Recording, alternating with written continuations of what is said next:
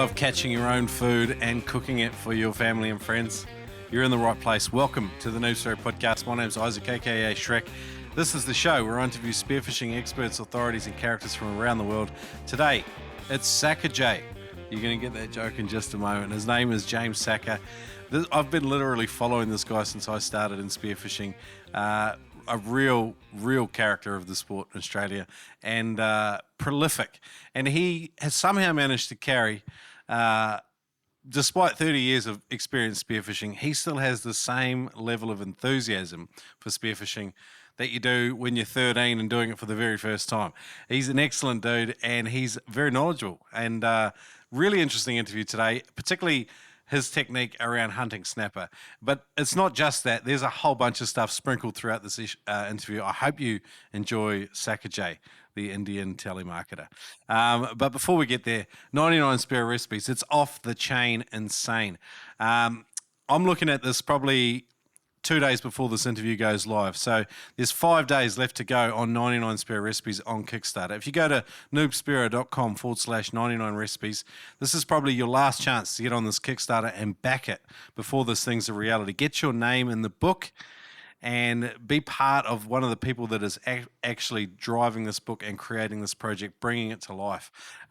It's already reached its funding goal. So you are jumping on and joining 238 other people, and the book has raised nearly $20,000 on Kickstarter. I'm hoping with 5 days to go, it will have crossed that barrier by now, but there's still a bunch of cool reward tiers left. One of my favorites is the early birds reward. There's only a few spots left, but basically in the early birds reward you get a hardcover copy, you get 4 masterclass replays. That's 4 45-minute to 1 hour cooking classes with 4 of the legends that are in this book. There is a Spearo Chef stubby holder, a private YouTube video playlist with seafood tutorials and recipes. There is the digital edition of 99 Spearo Recipes, plus you get your name in the book, all for the measly price of $60. There's only 17 left of this reward tier. I'd also encourage you to go down a bit and check out the limited edition knives pack. There's engraved victory knives with sharpening steel, a fish scaler, bone tweezers, all in a custom canvas case. Check that out. It's available only at noobspearo.com/99 recipes. There's only a few days left on this. Get in and get into it. Check it out. But hey, let's get into this interview with Sakker J. I mean James Sakker. I really enjoyed this, as you can tell. I'm excited. Here we go. Hey Noob Spearo tribe, my name's Yanni Barthelmess and I submitted several recipes to the 99 Spearo Recipes book. I really love the 99 Spearos concept. I think as a spearfisherman we've got an opportunity to be selective about what we take, and a book like this showcases recipes that use more than just a trophy fish, more than just snapper and kingfish and fish like that. You'll see things like ludrick or goatfish or leather jackets or sea urchins and things like that.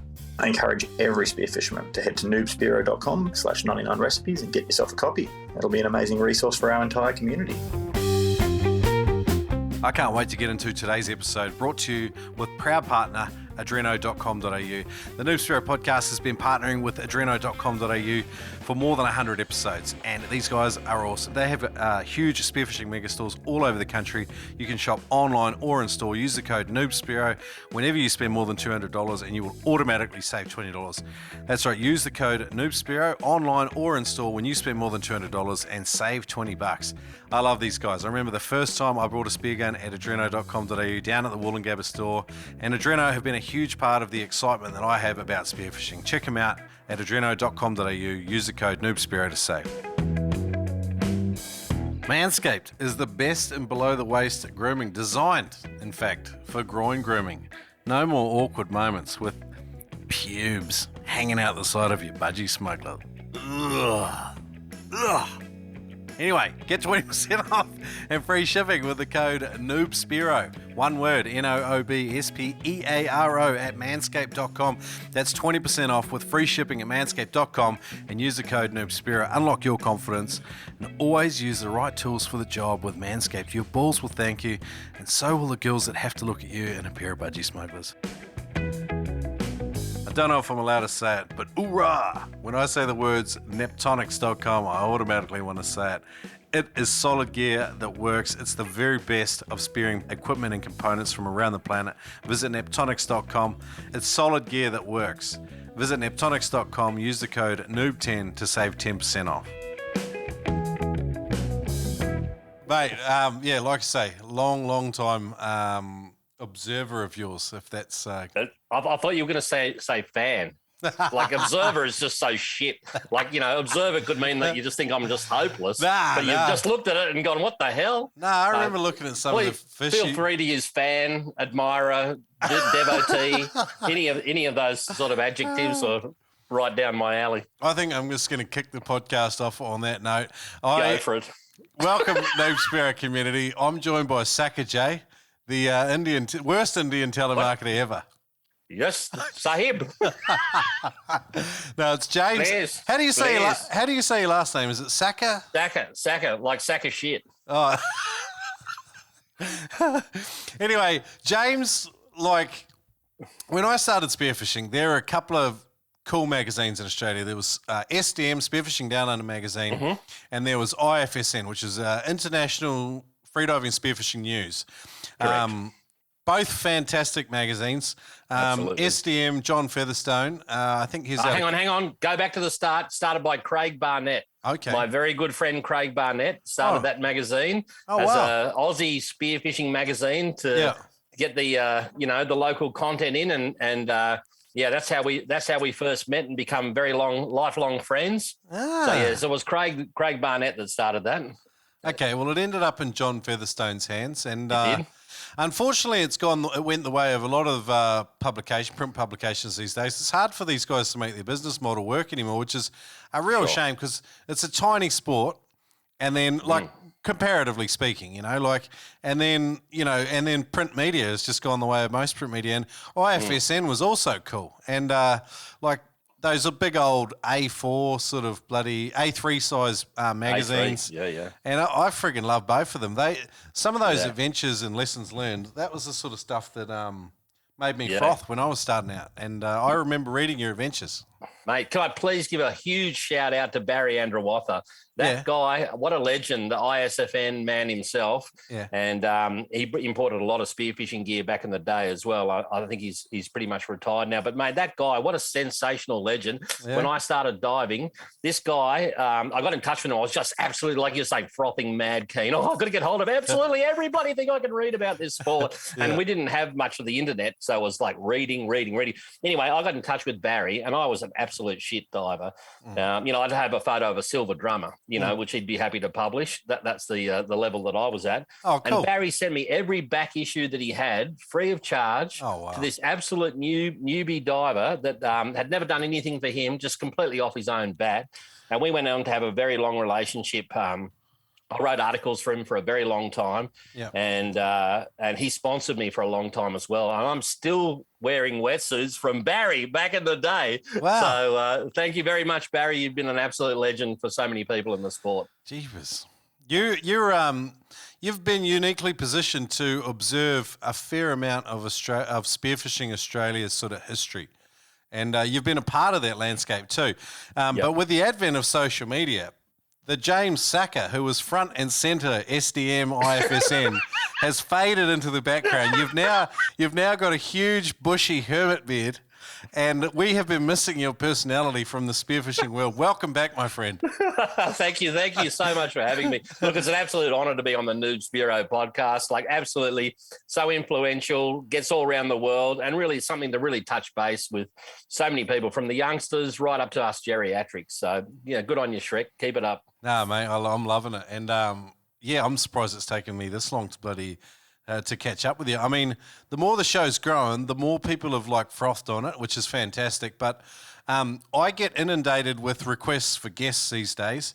And I started off with a measly spreadsheet with a bunch of names on it that I thought I wanted to talk to. And that spreadsheet is now a behemoth. I've got there's probably 300 names on there. And then I've got another 100 topics or so that I want to discuss with, former guests and current people and my patron listeners and things like that.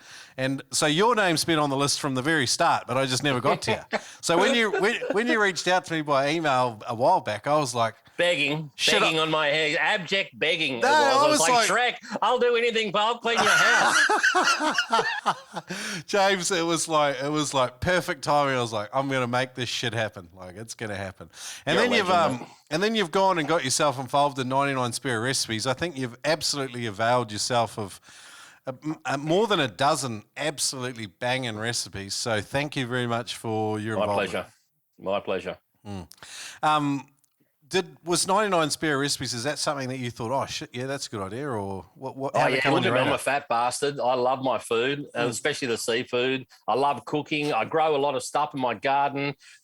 We harvest so much stuff, whether it's deer or whether it's vegetables, wild produce, heaps of seafood, obviously. And then, we cook up a storm. So, touched a chord with me and, happy to help out. I always wonder how much content you get for things. So I thought I'll send you in a heap of content. Mate, you did, and it's bloody good, and I appreciate it. All right, so I mean, let's get started. Let's get started at the James Sakker story. Where did it all begin, mate? Have you always loved seafood, or is that where the gateway drug? Oh, mate, look, when I was a kid, I was just obsessed with fish, and I'm unusual. There's no one else in my immediate family that's into fish. My great uncle was a mad fisherman, and my dad's father was into it a bit. But look, I used to walk around with a cork hand line. For those of you who can remember those old cork hand lines with a bit of nylon line.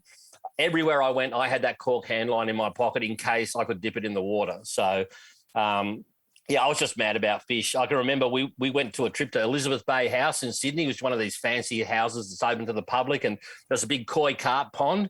I had the old cork hand line in the pocket, Vegemite sandwich with the old bloody Franklin's bread, and anyway, whacked in a little bait on the cork hand line, got this massive koi carp, went screaming around the pool, and it's like, geez, there's all these people walking around, pull this koi up on the bank. It was my first catch and release session ever. So I've always been right into it. And look, my first snorkel ever, I was 14 years old, 1978. Jumped off the reef at Heron Island. We had a family holiday up there by myself with some borrowed fins and a mask. Never been snorkeling in the ocean before. Went by myself, jumped off the edge of the reef at low tide. Did a few drifts down the reef, dropping these like mother of pearl type shells, watching big spanglies and red throat come in, and they one would smash it and drop it. The next one would come in and smash it, and I'd dive down. Didn't equalise or anything, didn't know anything about any of that. And just, luckily didn't end up at some other island. So with current and stuff. Jeepers. Do you think, were you a product of free-range parenting? 100%. Like my parents are, my dad, he's passed away now, but he was a surgeon and he was just never home. And my mum had to work really hard all the time. So, I was shocking. I was just completely off the chain. I was smoking at 10, hanging out of the train going, shut up, mate, like with a smoke in my hand, at 10 years old, cheeky little bastard. And, the sort of things we used to do to get around the rules. Like I wasn't allowed to stay out at night. So I get up at 1 o'clock in the morning to go fishing. Yeah. This is the sort of stuff that I used to do. So, I was a free range. Look, everything was so much looser back in the day. We could do whatever we want. Australia was a completely different culture, more like New Zealand culture has been up to the last few years, which I just absolutely love. Not so precious, In terms of hunting and fishing and just like less legislation, more sort of like human freedom in terms of interaction with the environment. 100%. I mean, you go. That's why one of the things I love about New Zealand is you go there and man, it's just thing. Just go and kill stuff, go and eat stuff. Be free. Speak your mind. You don't have to fit into some model. There's probably parts of Auckland where you got to have your Chardonnay and, talk about human rights. But, the rest of New Zealand is, it's bloody down to earth. Fantastic, awesome people that I can really relate to. You know what we call people from Auckland, eh? What's that? Jaffers. Jaffers. Yeah, just another fucking Aucklander. Yeah. But, yeah, well, you know, when I go to New Zealand, I sharpen up my underarm bowling. I take several sheets of sandpaper out there for them to autograph. You know, like, you know what it's like. You just get over there as an Aussie. You know, you come from the West Island of New Zealand. Yeah. You get over there and they're India straight away, and it's bloody awesome, mate. I love the banter. You know, I love the banter too, mate. Like it's like some people, the ones that get precious about stuff, like the Aussie NZ humour. Like I'm just like, what's wrong with you? It's about as lighthearted as you can get. Oh, it's fantastic. Yeah, fantastic. 100%. Yeah. Like you sent me that many sheep rooting jokes in our in our email exchange. I was like, this is going to be a good chat. I love the sheep shaggers. Yeah, no, it's good, mate. So I mean, I don't want to get dark and gloomy, but you've noticed a sort of a political change that's sort of affecting the culture in both countries. Yeah, 100%. Like in New Zealand, it's probably more confined to Auckland. As soon as you're out of Auckland, everyone seems to be real. Australia, we're going horrendously down that dark road of, you know, I think people are sitting indoors and they're doing stuff on their computer all day long and they don't live in the real world. And when someone says, why don't we just lock this up or ban this or stop people from doing this? Fantastic. I just fought a big battle for dog walking on our local beach. Got rolled by the Greens councillors to stop old ladies from walking their dogs on a lead on a little section of beach that they always used to be able to do. So it's, you know, it's a little bit sad. It is. I don't want to get dark and gloomy with you, though. I'm not that person. No, I know you're not. But it is a reality. It is a reality that we're living in, and it's like it's great to have a voice and to be able to speak into some of this madness because I think a lot of people are just afraid, and a lot of the legislation and stuff that comes through happens because people are afraid. Like we were just talking about free range parenting. You know, like the opposite is the helicopter, and if you you know if you want your kids to be safe, they'll never do anything. And I think it's from a politician's point of view with us in the real world, it's the same. It's like, with great freedom comes people dying and suffering, and it's just, I don't know, it's bizarre. Mate, I watch it on the beach here. It's classic. You know, I can tell the Sydney kids because they're head to foot in PPE. You know, they got their little back of their hands and the back of their feet. You know, that's the only bit of skin that's exposed to the sun. And they're all white and they're wearing floppy hats, you know, and you walk your dog on the beach and they're like, oh, look, don't do that. He's probably got some parasite that you might get infected with, you know, like that kind of stuff. You know, it's hilarious. I think what we were surf lifesavers as kids. We sit in Speedos for 11 hours a day in the sun, no sunscreen, no sunglasses, cook the shit out of ourselves, you know, and if you hadn't peeled 4 or 5 times at the beginning of summer, there's something wrong with you. Oh, it was a bit the same, yeah. Even in New Zealand, we had the hole over the ozone as well, like where I grew up, like we would burn in 18 minutes, you'd be burnt in summer. Jeepers, it didn't even matter if it was overcast or not. But Spearing, so the ocean grabbed hold of you. So you're seeing these red throat. You've already had a love of fishing. Like, when was the sort of what was the moment where you realised, like, I'm going to do this shit forever? All right. So what happened was I was a very disgruntled sales representative. I worked in a bank. I worked selling stuff, even like, you know, dried flowers and baskets and shit like that. I mean, just not me, right? Anyway, my passion, obviously, with fish, I managed somehow to jag a job in fisheries, New South Wales, in 1995 as a fish pig. Ah, cool. So I got in as a fish pig. There were 17 of us. They just did a random scattergun approach. We'll take any idiot off the street. We'll train them and give them a crack. So lucky. I would never get in. I would not have a bull's roar of getting into that department these days with what I had then. But anyway, so I started off as a fish pig in Sydney, and then I got transferred to Port Stephens in the middle of 95, about May 95. And all the guys I was working with were the keen divers.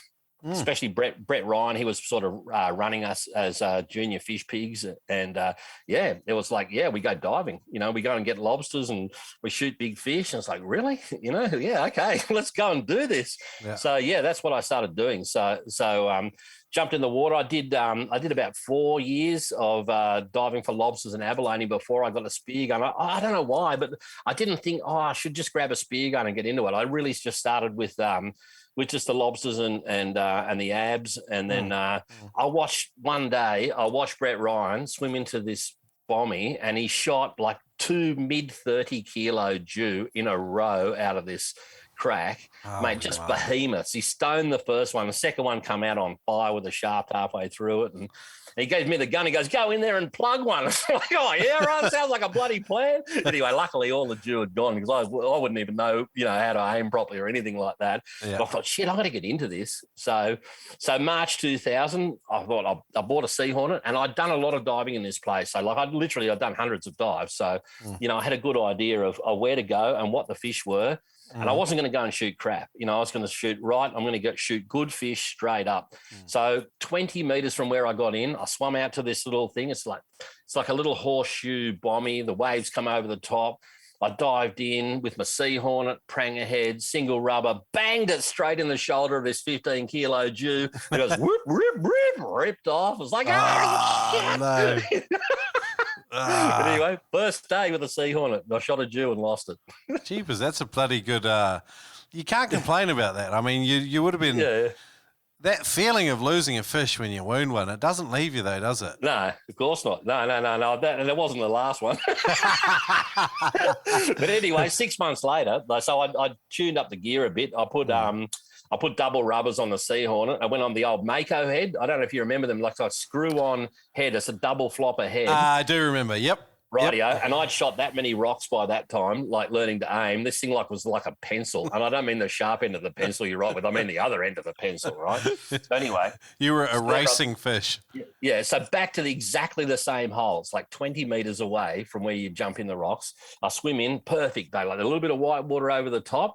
I dive down, I pull the full 3 meter dive to the bottom, looked around, couldn't see anything, went back up to the surface, and this Jew comes underneath me. Instead of bolting, it just tried to slide out of the hole. And I looked back from the surface, put the gun back behind me, and I shot it off the surface, bonker into the shoulder, like perfect placement. And the shark goes bonk and comes straight out of this fish. And I'm going, what the right, like this. And this fish swims 2 meters, rolls upside down and floats up to the surface. Oh, beautiful. Dead as a maggot. I had smashed the spine on this thing, and it was 29.2 kilos. Holy moly. It took me a long time to beat that. That's a massive Jewy. I've shot one, I think was over 20 kilo. I was off the back end of a wreck in about 80 meters of water. Yep. And I had a school of them creep in on me, did everything right on this dive, pulled the trigger, and then the flopper just didn't engage. Oh! As I slowly put the tension on, because the school didn't even spook. They sort of swam hard for 5 meters, then slowed down again, and then the shaft just pulled straight back through and it swelled. Oh, my next biggest one's like under 10 kilo. I've never shot one and landed one over that. So gutted. They're a beautiful fish, man. They're a special fish, eh? Oh, they are, and you saw a lot of those magazine articles, mate. I targeted those fish for a long time, and I still do. I'm so soon. We are just about to hit Jew season now. Probably when this podcast comes out, it'll be hardcore in Jew season, and we will be going hammer and tongs, chasing those big fish around. So again, not to gloom and doom, the state of that fishery. How is it in your estimation? Oh, look, it's a real hit and miss fishery in terms of recruitment, and people get really down in the dumps about it and say, it's all just gone to shit and there's no Jew and all the rest of it. We get a few good wet years in a row, some big recruitment, those fish will come storming back. At the moment they're probably down a bit. We've had a few dry years in a row, and they do not. That is not helpful for the Jew. How does their breeding work? They get up in the rivers or they spawn outside in the ocean. I've seen big spawning aggregations, like 300 fish doing the whirlpool, and just amazing to see, like nearly all the way to the surface. And then the juvenile spend a lot of time in the estuaries. So your big river estuaries, the Hunter, Clarence, Macleay, Hawkesbury, Richmond, these big river estuaries are really important for the Jew. They have a few issues, there are trawl fisheries and stuff like that can impact the juveniles. There's been a fair few steps to try to help that. There's one really passionate fisheries guy that goes his ring out to get things closed, around the right places to stop these these fish from getting targeted. But look, I've seen it go up and down over the years. And when you have a few good wet years in a row, it just seems to really help the recruitment, and you see a massive amount of dew come through the fishery. So, 10 years ago, living up the far north coast, I would literally see 1,000 juvenile dew in a school. So I've seen them school up here off southeast Queensland, actually Sunshine Coast off a headland, and I've seen them in schools over 100. None of the fish would have been over 10 kilo, but amazing to see. And they're a fishery you want to see in abundance. One thing I think all of us are guilty of, even fishermen, is thinking that the only pressure that fisheries face is fishing pressure, whether it's commercial or recreational. But it's an interesting point that you make, in the fact that pollution and runoff play a big part and stuff, but natural weather cycles play a huge part. Oh, massive. Look, like the recruitment of all different things, like lobsters. Like lobsters is the absolute classic. Fisheries have done a fantastic job rebuilding that stock from a very low point in the mid-90s. Protecting the brood stock. We have a massive reservoir of brood stock sitting out there. Everything that can breed pretty much is protected. So you imagine that every single fish in the population that could breed, so every single eastern rock lobster that can breed in New South Wales pretty much is protected. And we still have bad years of recruitment. And that's not because there's no brood stock or there's no, opportunity for them to breed. It's just a variability of currents, where things get dropped out, larval, drop out, all those sorts of things. And then you have massive years of recruitment as well. So overall that fishery is just fantastic. It's going from strength to strength. So this is an eastern rock lobster. Oh, your packhorse lobster in New Zealand. Same species. Okay, cool. And different lobster species are interesting too, because they all predate upon different food sources. Like like in New Zealand, like the southern rock lobster, or they've got the big hooks out the front. They love to eat abalone and sea urchin, whereas the easterns are a bit different, aren't they? Absolutely. Yeah, they're nowhere near as strong. Like you put a 3 kilo eastern next to a 3 kilo southern, that southern will flog the ass off him. They've got those big bottle openers that you're talking about that they flip abs with. I mean, they're dangerous crays to take that off. You don't put them down your wetsuit. You don't put them down your wetsuit. Oh, shit, no, So like these big... I've got quite a few lobster videos on my YouTube channel. So like people want to see some really big easterns, they can watch it. But mate, they are so much easier to pull out of holes than those big southerns. The big southerns, they jack their legs up, they hold their body up against the top of a crack, and man, they're just like rocks. They are immovable to get out of the thing. A lot of respect for those southerns. Yeah, I remember being taught to, you grab the horns, and then it's just that forwards and backwards tug of war to make sure, because shake the shit out of them. And then just dislodge their legs, because they just wedge in there and you can't move the bloody things. Yeah. Particularly when they get any sort of size about them. No, the little ones, up to like 1.5 kilos, they're both pretty similar to pull out. But once you get them over that 2 to 3 plus kilo of the southerns, mate, they're a beast. Absolute beast. Eating characteristics. You love your easterns, or easterns are the best? Yeah. I reckon they're the best. Like southerns are very close, and then everything is miles behind that. Good. What about westerns? The ones I only see them in the supermarket. Look, they're a tropical. They're the same in the tropical spear. They're Panalurus, like genus. And my thinking, apologies to all you Western Australians, but I don't think any of those tropical species are as good as the easterns and the southerns. Yep. Southerns are just my favourite by far and away. I haven't eaten many easterns though, so I can't really comment on it. I don't think I've ever even caught an eastern. So. Oh really? Yeah. Well, you wouldn't in Queensland. They don't occur up there. Yeah. So I need to come down there. They're really good. Really good. Yeah. Very, very similar. I think you'd be hard pressed if you did a blind taste test. I think you'd be pretty hard pressed to tell the difference between them. Yeah. Righto. I remember seeing like massive carapace, and there used to be a Kapiti or Wellington dive shop, and they used to have a couple of mounted ones on the wall. And I remember them being huge, possibly bigger than they actually were, which is, like... No.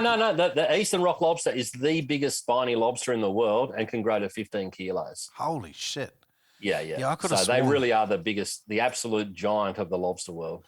How big have you seen them off around New South Wales? We pull them to about 7 kilos. Holy shit. Yeah, and I've seen my mate in Coromandel. He's got one on the wall that's 10 kilos. Yeah. Yeah. That's so 22 pounds. 22 pounds. 22 pounds. Yeah. That's it's bigger than a dive tank, isn't it?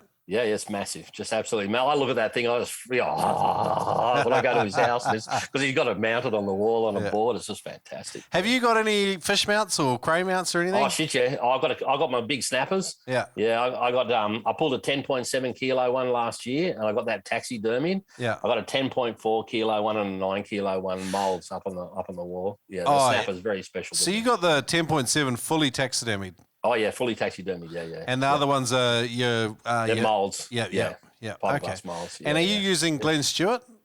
Glenn Stewart from Caves Beach. There's 2 Glenn Stewarts, unbelievably, in the fish molding world. What? So there is, and Glenn Stewart from Caves Beach. He does an absolutely sensational job. I think he's very hard to get into. I'm not even sure if he's even still doing it, because he's getting on a bit when I got mine done. And then there's the other Glenn Stewart that's up your way. Okay. He does a fantastic. I've seen his stuff as well. He does a fantastic mold too. Yeah, paint job's just unbelievable. Yep. No, those special fish, like they're the only ones that I've got done. The snapper is my iconic fish. You know, to me, it's the hardest species to chase in New South Wales, and I have put hundreds and hundreds of dives in to get the 10 kilo plus ones. And was that an Eastern Australian 10.7 or is that a New Zealand? Yeah. No, here where I live. New Zealand one, yeah. Like New Zealand one, there is a hell of a lot more 10 kilo plus snapper over there, heaps more, and they are not as hard to get as they are in Australia. So they are just way less spooky over there. A 10.7 Australian snapper is like you'd be one of a dozen people probably to shoot one. Yeah, well, I've got 2 over 10, so yeah, 10.4 and a 10.7. So, but look, I spent a lot of time, a lot of heartache. I've got them on video pulling out of ones in that 10 kilo range. Yeah. The first one I shot, man, you know what, you like to talk about fish that you lost, the fish that that haunts you to this day. Yeah. The sea hornet, right? The sea hornet back in where I started diving. We got onto the snapper. This is a hilarious story. How I got onto this snapper, I was a fish pig, right? So without checking people, I checked this guy called Patch. He's called Patch because he's got an eye patch over his thing. He's got one eye. He goes, man, I opened the door and this guy just shot me in the face for no reason. It's like, yeah, like that really happens. Like you got shot in the face, but not for no reason, because these guys are all like the local druggies and stuff like that. We used to chase all their mates around Abalone poaching and all this sort of stuff. But anyway, I digress. So anyway, oh, wow, there's a big snapper here. And it's like 6-7 meters of water, which is where you can get your really big snapper if you know what you're doing. So, all right, so we haunted this place. And my mate Dodgy and I, like, we just worked this place out. We knew this like the back of our hand, and we would dive it religiously. We'd be sitting there with a sea hornet, your 35-second breath hold on the bottom here, this wall of snapper, and out the back, there's this 8-9 kilo ones just sitting out the back of the 3, 4, 5 kilo ones. But anyway, there's one particular gutter. You swim across this sand gutter and there's this ledge, and it fills up with these big reds at times, at the right time, when everything's right. I snuck up on this ledge with the sea hornet. By this stage, I was equipped. I had a European shaft, with a single flopper, double rubbers, like I was pumped up to the max, double wrapper line on this thing. I pumped up and they sit there, and there's like 5 reds sitting in this gutter, all between 9 and 11 kilos, just sitting there sideways onto me. And I put the gun up with heaps of time and I just go, bonker, straight in this fish's head, right? Straight in his head, which is the worst place to shoot a big snapper because it's just rock. It's just rock. And it goes and just gouges this big white scratch up the side of his head, and they all just mosey on off out of the gutter. I was like, no. Anyway, that was the first time I shot and lost a 10 kilo one. Still haunts me.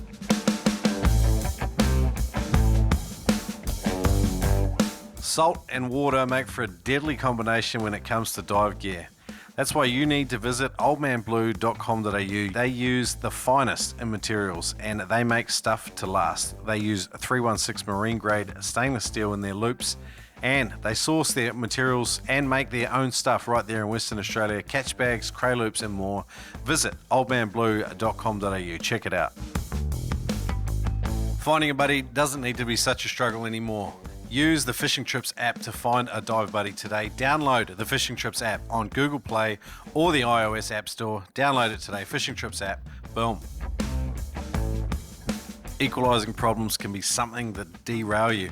Not today, my friend. Go to freedivingfamily.com. Check out either the Friends or an Advanced Friends video or the Mouthful and Deep Frenzel Equalization course at freedivingfamily.com, you can use the code Spearo to get 20% off any course at freedivingfamily.com. These courses are put together by Adam Stern and a select team of legends, and to help you overcome different issues and help you perform better.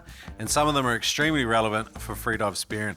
Check it out at freedivingfamily.com. Use the code Spearo to get 20% off any course. People that don't go fishing don't even realise how rare some of these situations are that you can get yourself into. Like we talk about David Attenborough moments, and I know you can relate to this. It's like these weird culminations happen that you just hope to be privy to in your lifetime, and making the most of it, having the right equipment and being prepared is just a huge thing. Yeah. I don't think the Sea Hornet was really the right equipment. But I got some big fish with it. Yeah. I ended up going out with this. This is a funny story as well. Like I went out with this good diver on a charter. I won't say his name, but I went out with him and he'd seen all these photos and these big fish, and I'm wearing the shit gear, like the scuba diving wetsuit and the old bloody, weight belt, not the rubber weight belt, and the Sea Hornet and stuff like that. And he goes, wow, this guy, mate, if you can take fish like this. He saw me diving and he goes, like, you're just a shit diver. You really are shit. You only get these good fish because you know good spots. So I was like, yeah, because I found them. But anyway, that's what a lot of my friends say to me. Oh, you only get good fish because you know good spots. Just as a G up from that. So there's an amount of truth to like. Yeah. Finding spots is like, sometimes I reckon it's more than 70% of the game. Well, look, a lot of people come on your show, and I think probably, correct me if I'm wrong, but I think 70% of them talk about diving. They talk about free diving. They talk about doing courses and breath holding and stuff like that. And look, I'm completely 100% the opposite to that. To me, spearfishing is hunting. It's 100% hunting. And I'd really like, especially to your younger divers that are getting into the sport, please don't focus on the diving. Yeah, diving is like driving your car to the supermarket. The supermarket is where the action happens, where you're picking up the goods. And to me, it's like, get in the whatever depth you're comfortable in, whether that's 7 or 8 meters, 10 meters, 12 meters, which is, 12 meters is big if you're starting out, but 7 to 10 meters, there's amazing the fish that you can take in 7 to 10 meters. But what you really need to do is just be focused on all the things that put it together. Like really learn your fish, learn the fish behavior, learn the weather, the times of the day, the seasons, all this sort of stuff. This is what spearfishing is about. It's about hunting. And you get the absolute best, your Tim McDonald's, your Ray Powell's, your Tony Hughes.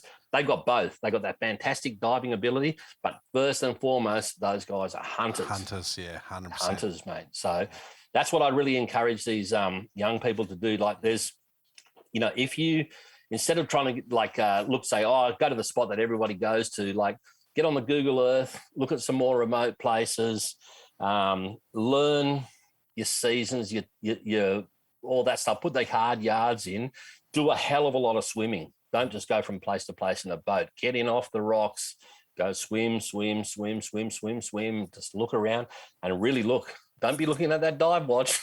That's not going to give you any fish. Look around you and see what's going on around you. And I guess I think when Dodgy and I, we started diving together, that's what we did. We were both fully switched on in the fish sense. Like get into the fish's mind. What are they doing? Be soft on the fish, not making eye contact. Or conversely, with Spanish mackerel, being leery and making eye contact and, being in their face. That's the sort of fish that loves that. Other fish, like snapper, you do that, you're never going to see one. So learning hunting though, when you're on land, it's kind of a natural place for us. In the water, arguably, we do get comfortable there, but the ocean moves different. And 100%. Is it? How do you coach young guys to develop a hunting sense? Okay, so first and foremost, be observant. Have a look around you at what's going on. Try to work out what the fish are doing when you approach them. Even what I would call crapfish that I want to shoot, like brim and blackfish and stuff like that. You see blackfish, when they know that you're after them, when they swim past you, they'll turn 90 degrees to you, Perore or whatever you call them in New Zealand.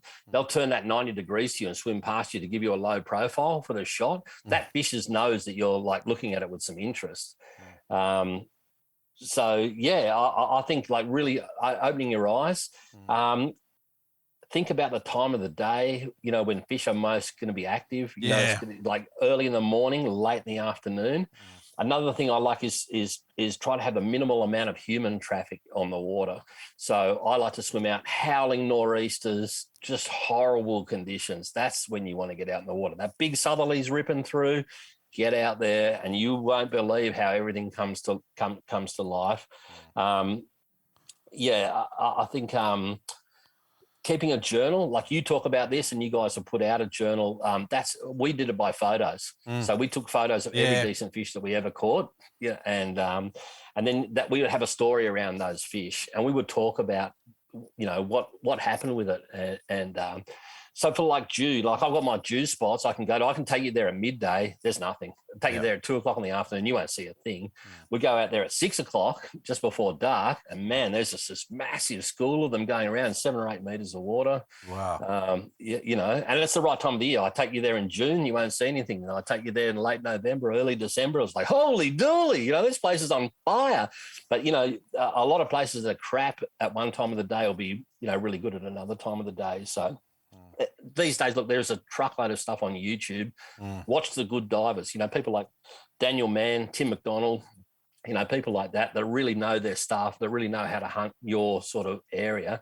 Have a look at them and see what they're doing, you know, where they're going, the types of places. You don't have to be like 50 meters like Tim, but you'll still see him go out and take fishing. Yeah, off the shore. In shallow water, yeah. And he swims. He's a beast. Like he's got a work ethic that I think a lot of people don't talk about much. And I've heard about what he does in a day sometimes.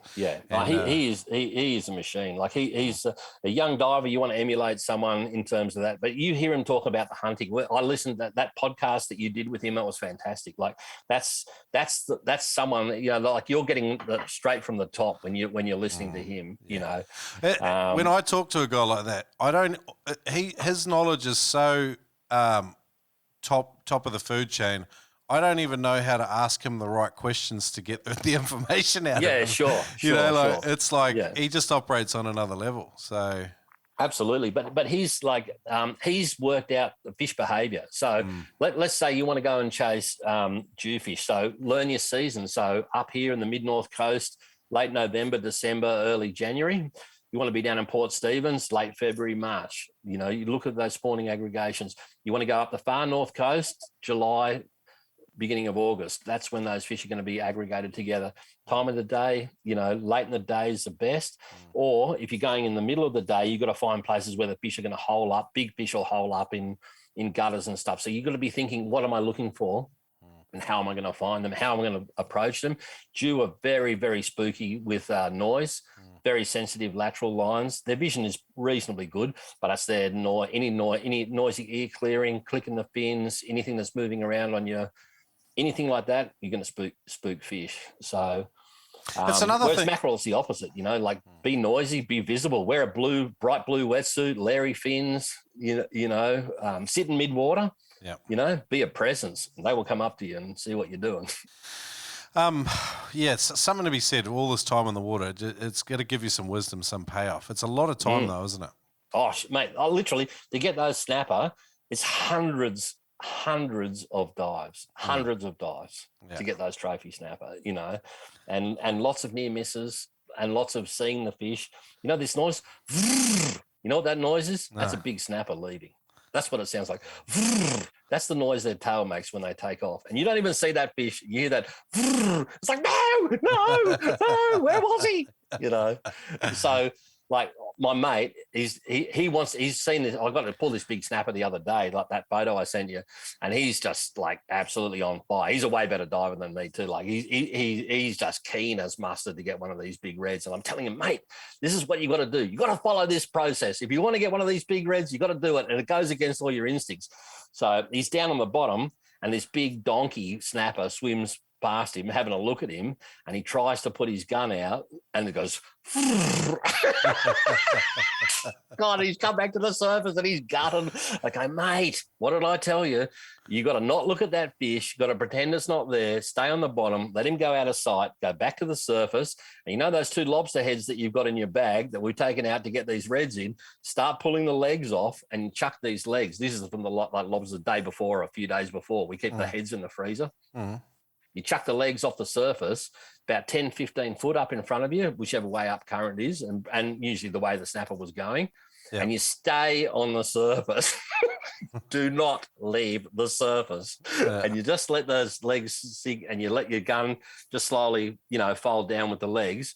And a lot of the time, that red will just come back and he will grab one of those big lobster legs. And because he can't get the whole thing down in one hit, but especially those tropical lobsters that got really long legs, they'll sit there for a second and you can get them like out of their mind on those legs, and they'll come up in mid-water.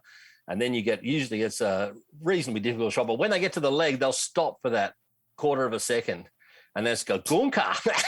That's when the shark goes through them. That's friggin' genius. I love it. I've just done a video on it. I think 4 fish.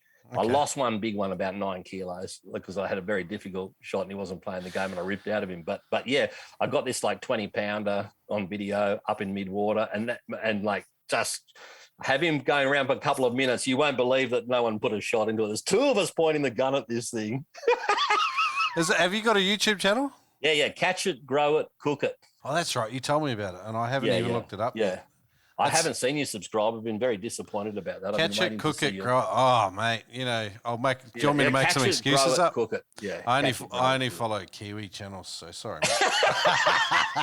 Yeah, it's a different genre. I'm into the spearfishing. Anyway, there he is. Come out. I'm going to let this one go. Like when this podcast comes out, I'm going to let this one go. So you'll see the snapper, the technique, like right through how you do it. And look, it's a fantastic way of getting big reds. So, mate, you got some good videos here. I'm looking at it. Lobster Boys, the 9 bag limit. There's a honey hole. There's bloody. Look at the honey hole is actually still about lobster diving. Yeah. No wonder that one's got more views. People are intrigued by the title. Clickbait.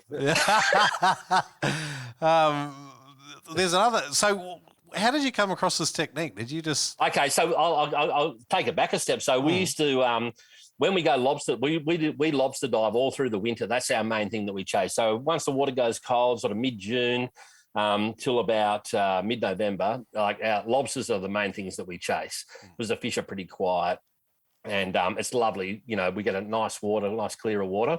So so when you go lobster diving, every now and then a snapper will come screaming in to see what you're doing when you're rattling lobsters out of a hole. They get really curious. And what they do is they follow the pro fisherman around. And when the pro fisherman pulls his lobster trap and he's releasing the kittens, the undersized lobsters out of the trap, or the oversized lobsters that we get up here as well. Yeah. And he's chucking the bait, his old bait out. Those snapper are following them around and they'll smash that old bait and they'll try to eat the kittens and stuff like that. So what we do is we wait until the pro's gone through and done his gear, because they really don't like to see you there before they've done their gear for obvious reasons. Yeah. So we wait till he's gone through and done his gear. We give him about half an hour or an hour, and they do their gear pretty early in the morning. So we go through behind them and, we just keep our eyes open. We do a lot of lobster diving. We'd have a couple of lobster heads from previous dives that we've frozen that we take out with us and to use for burley if we see reds. So what you'll often see is a small red, like a 1 to 2 kilo, not a little baby one, like a hand-sized one, like a 1 to 2 kilo fish. And he's often the one that's brave enough to come in and have a look at you. And the bigger ones are much warier usually, and they'll hang out, they'll not, not come in too close. So when you see one of those little guys like that, 2 or 3 legs, chuck it up current. This happened to me like 3 weeks ago. Did that. Let's see this little 2 kilo one. I didn't have any lobster heads with me, but when I just grabbed my second legal cray and one of his front legs come off, and I grabbed it in the water, didn't let it sink, and this little 2 kilo red comes in, It's like, oh, yeah, this is worth a crack. Broke the leg in half, chucked the 2 pieces up, and this like 5.5 kilo red comes screaming in and grabs one of the pieces, like, you beauty! So I leaned down off the surface and plugged him as he went for the second one.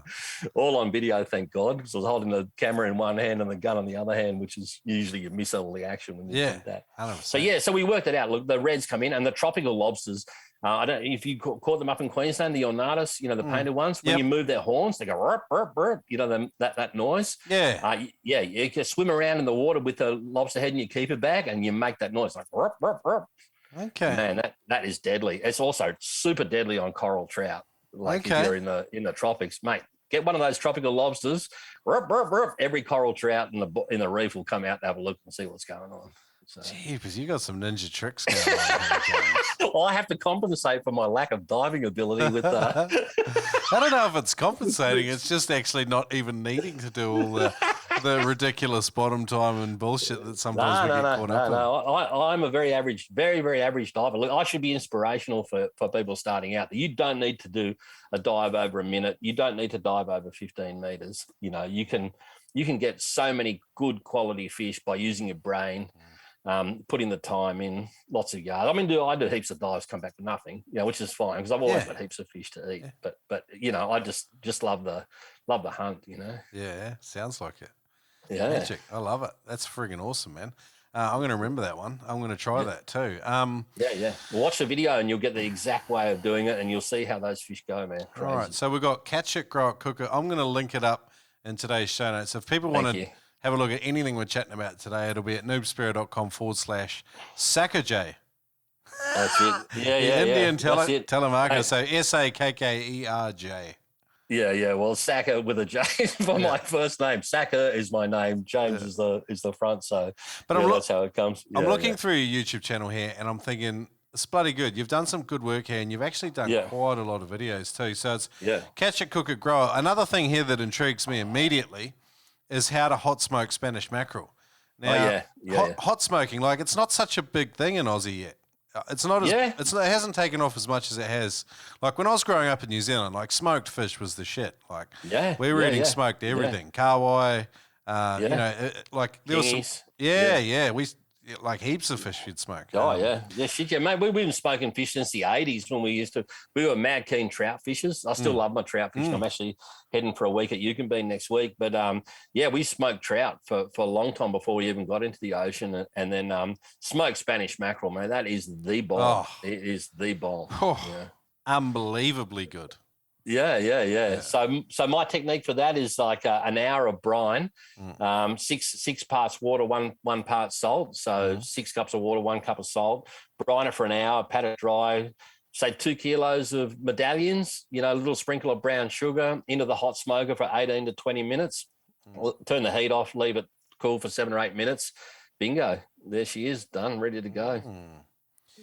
Nothing too flash with it. So what sort of smoke? Are you using a meth one or you got a gas? What are you doing? No, I use those little medallions. Butane, the butane burners that you get from Bunnings. So I used to use a metho, but it's just too messy and, it runs out or it goes too long. So the butane is perfect. And then I use kitchen sink. So I've got a little video there, how to make your own hot smoker with a kitchen sink. Yep. So, for when you see a clean up on the side of the road, grab the kitchen sink. Yeah. You just cut out a bit of the washboard on the side of the sink and tech screw it over the plug hole. Use a cake rack. Your sawdust goes in the bottom, cake rack sits on top. Get an old barbecue lid from one of the cleanups, and there's your free smoker, Genius. Ready to go, mate. That does the trick beautifully. Genius. How to fillet a flathead too, like they're a pain in the ass to. Like, I actually filleted one a little while back. I hadn't shot one for a year or so, and I did a half decent job. I was surprised. But no, they're good. There's a few little tricks with doing that to get the most out of them, to make it easy, get all the bones out. So get a nice boneless skin. I was waiting for the hate mail because I did a 92 centimetre flathead, which is legal in New South Wales. But, oh, man, the haters. It brings out the haters. The breeders. You're taking the breeders. Yeah. But, hey, it's waiting for science because I'm sending the odorless in to get aged. That's helping work out the structure of the fishery. That'll be interesting. I think it's an overlooked role a lot of Spearos can play too. Like in New Zealand, There's a bunch of freediving marine scientists now, and they're talking with one of my mates, Blair, all the time. And that relationship is what I want to see more of in fisheries. Like, scientists should not be our enemies. No, not at all. But unfortunately, like, you get one ideological dickhead in there, and then they can ruin it all for everyone. You know? Don't worry, I work with plenty of them. You know? Yeah, but jeepers, it's good when we can like collaborate on something and like, you know, Spearos are a force for good, scientists are a force for good, and then we can get some really good effective management strategies in place, and it all works. Yeah. I want to see more. Fisheries is funny. It's like a conservation agency where people join it because they love killing them. You know, people don't go into national parks because they want to shoot koalas, you know. You know, but you get into fisheries, mostly you see the worst natural born killers of all time walking around the place. Yeah, you know, put a few to sleep, you know, blah, blah, blah. They're my mates anyway. I put a 3 metre flatty to sleep. Another meatery down in the esky. Have you seen that William Powerfish online? Oh, yeah. That's just God, mate. My mates, you know, we're always sending each other. Like I was saying about the meateries, you know, like we're always sending piss-taking photos to each other. I pulled another meatery. You know, me as an old magazine diver, always try to make my fist look about 6 times bigger than what it actually was, you know, because it's like porn, you know. It's like, got to look big. Everyone wants to see a big one. I love it.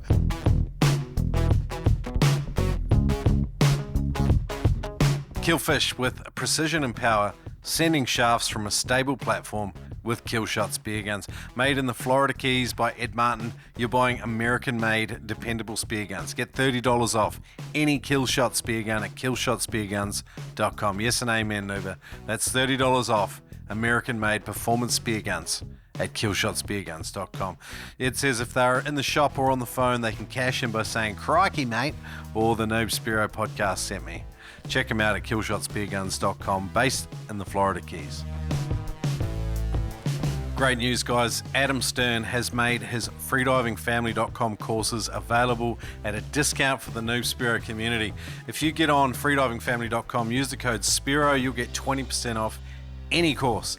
There's a bunch of sick courses on there. There's an equalizing stage 1, there's an equalizing advanced techniques video there. They're 2 of my absolute favorites. If you have any problems with equalizing, go to freedivingfamily.com, get Adam's course, and use the code Spearo to get 20% off any course. Check it out at freedivingfamily.com.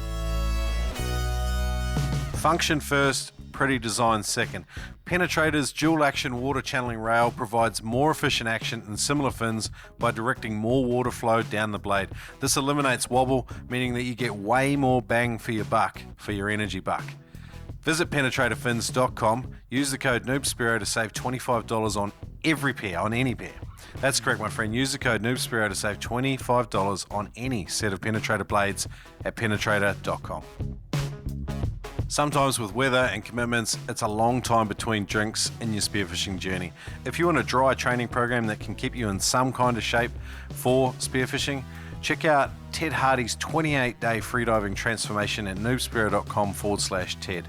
That's noobspearo.com/Ted. Now, the 28-day freediving transformation is just a practical dry training plan that Ted Hardy will walk you through, and it will help you get results even if you can't get wet at the moment. Check it out at noobspearo.com/Ted.